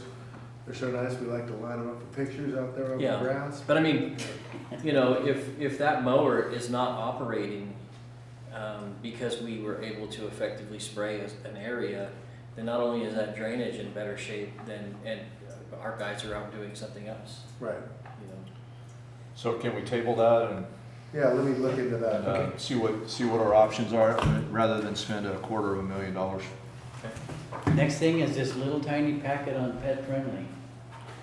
So it's a Double space. It's an ironic topic right now as we talk about the situation with animal control. However, I wanted to bring it to your attention, and it's an idea. So I worked with EconDev. So as it sits right now, you may or may not know, but there's a statistic. Curry County is the second most dog ownership per capita in the state of Oregon, behind Lake Oswego. Okay. Wow. Because of my wife. Because Jen is a contributor to that, for sure. 80+% of people traveling in today's world are traveling with their pets. And as we work towards building our tourism and promotion of Curry County, I wanted to explore the potential of becoming a designated pet-friendly community. People seek those places out. So they did some preliminary looking around. They surveyed businesses, of which 80% responded that they are pet friendly. And so, obviously the goal would be to essentially grow that to where we have even more businesses that are pet friendly, that we're able to put some promotion, tourism and promotion packaging around that, and then couple that with essentially maybe a potential, I don't know the proper document, but a resolution or something of that nature that declares Curry County's pet friendly. Yeah, like more dog parks and all that kind of stuff, that would be all. Well, we would highlight our current ones, right? A lot of people don't realize that there's an incredible one out at Checo Point with a 270-degree view of the ocean while you're watching your dog. But we would be able to put together essentially a little pamphlet, a map that identifies pet-friendly businesses, pet-friendly hotels, pet-friendly Yeah. areas, and promote that in Curry County as people are traveling around, and also for the people who live here. Yeah. You know, there's multiple dog parks in this area, and we need to expand, and you know, and then also, and it may be as simple as we have a destination map, and then they have a little sticker in their window that says, you know, and we use it in promotional documents. Well, I know in my travels, it's getting more and more. I mean, even when we were at AOC, you could go to the Graduate Hotel, and it's pet friendly. I mean, I think we're being better. Well, what really hit hard for me is the first time I went to Carmel, and I went in and I actually took my dog because that's what you do. And I don't know if you've ever been there, but in Carmel, every single business is pet friendly, from the grocery store to the restaurants. Everybody walks their dog. Their dogs are everywhere. The beach is 100% dog friendly, so you just see. I mean, this is right below Pebble Beach Golf Course. You just see hundreds of dogs running on the beach, and it just seemed so. It was really neat, and I thought, you know, how do we capture some of that for our community, which is already extremely dog friendly, and just promote it, you know? So, anyways, that was what I wanted to bring. No, I like to you it. guys. I like it, Jay. I like it. And, you know, I know my wife doesn't like to not finish first, so if we're second, that's not gonna work for her. So, yeah. We don't want to be mostly pet friendly. We want to be. You know. Yeah, no, I like it. Good idea. Well, tourism is huge. So I mean, Well, we are a destination, so, yeah, okay. Well then, I guess we can work with Ted to put together something, and then, once we do that, then tourism or promotion, we'll just run with it. Yeah, I like it. Alrighty, next up on the agenda. Whew, it's been a day, huh? Number 6 is elected official updates. Treasurer Barnes said he had an update since he's Waiting. our only elected official. Waiting patiently in the corner. Only 3 hours and 38 minutes. David Barnes, I'm the Curry County Treasurer. I just wanted to let you know it's we've made it through tax season again this year, and the last 6 Mondays have been tax days for us. Before I say anything else, I have to acknowledge the tax office, especially Wendy Stevens and Lauren Akbar, who back at the beginning of this, I spoke to Wendy, and she promised me that she would have me the tax distribution files by 8:30 on Monday morning, and true to her word, 7:55, 8:04, every Monday morning, we got a tax file from them. They process thousands upon thousands of tax payments every week to get these to us. And I just want to recognize what they do in all this. They are the critical ones in making this happen. To give you an update on where we are, since October 31st, we have distributed $28,752,000 to our special districts. Of that money, that's the money that's been collected that we've sent out. Out of that money, $28,500,000 of it is for current year taxes. The rest of it is for prior year taxes. The tax certification for this year was over $31 million. So the $28.7 that we collected represents almost 91% of the taxes for this current year have already been collected. I also want to send out to recognize Julie Swift in this, the office goddess, who this year we had a new taxing district, the school bond for up in Gold Beach, and I had not added a taxing district to the program that I use, and Julie was right there to help with it and make sure that we got that and got it right and made sure it got taken care of. We had a glitch on the first week of it, but we got that worked out with the tax department, and everything went great going forward after that.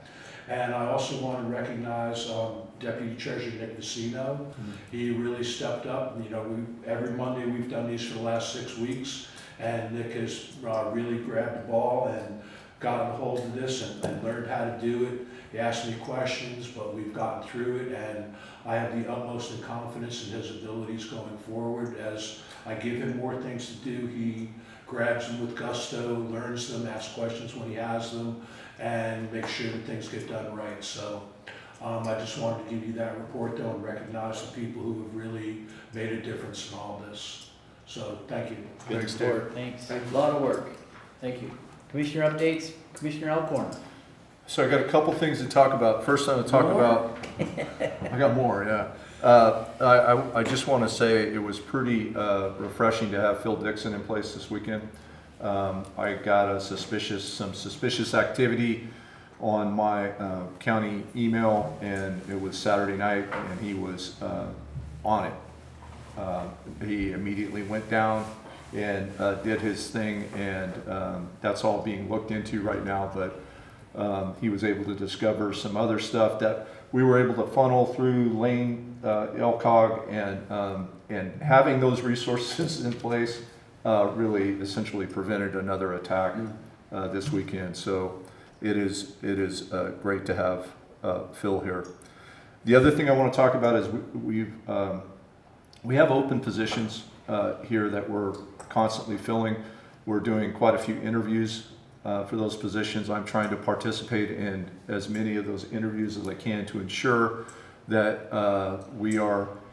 we have a thorough selection process when we hire somebody. I think that's one of the critical components to this county's success, is hiring the right people and hiring qualified people. Kylie, our assessor, did an amazing job in her interview process, which I participated in. It was very well thought out, very well organized. Natasha and I were at the road department earlier this week for several interviews, and they did a pretty decent job too.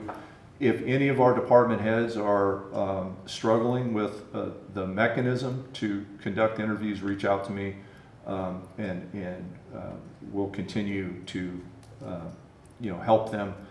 And I'd also like to kind of work towards kind of a standard process in how we do that.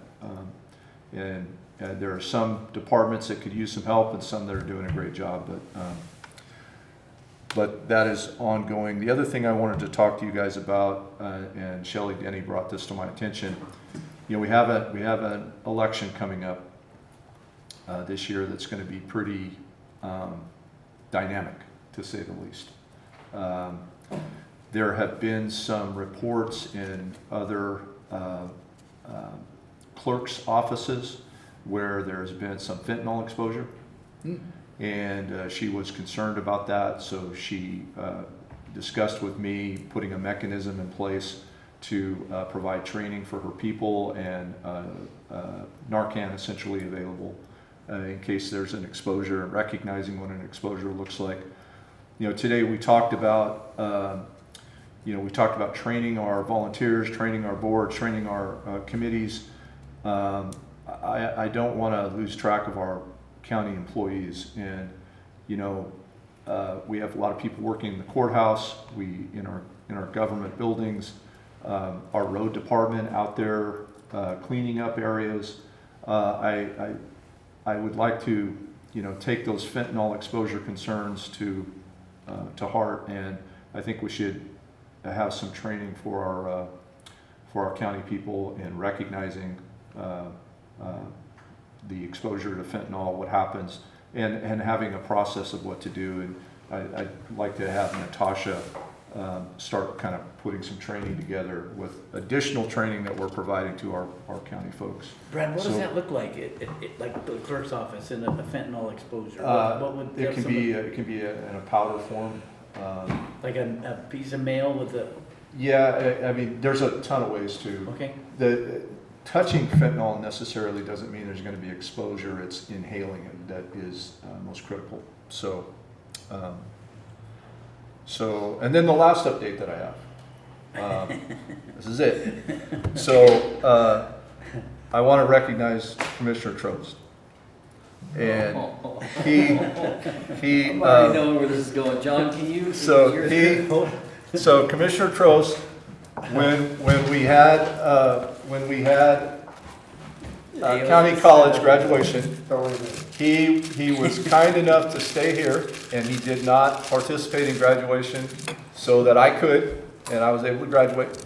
So, I want to just do a little ceremony for Commissioner Trost now. We got a hat. Yeah, just put that on the foot.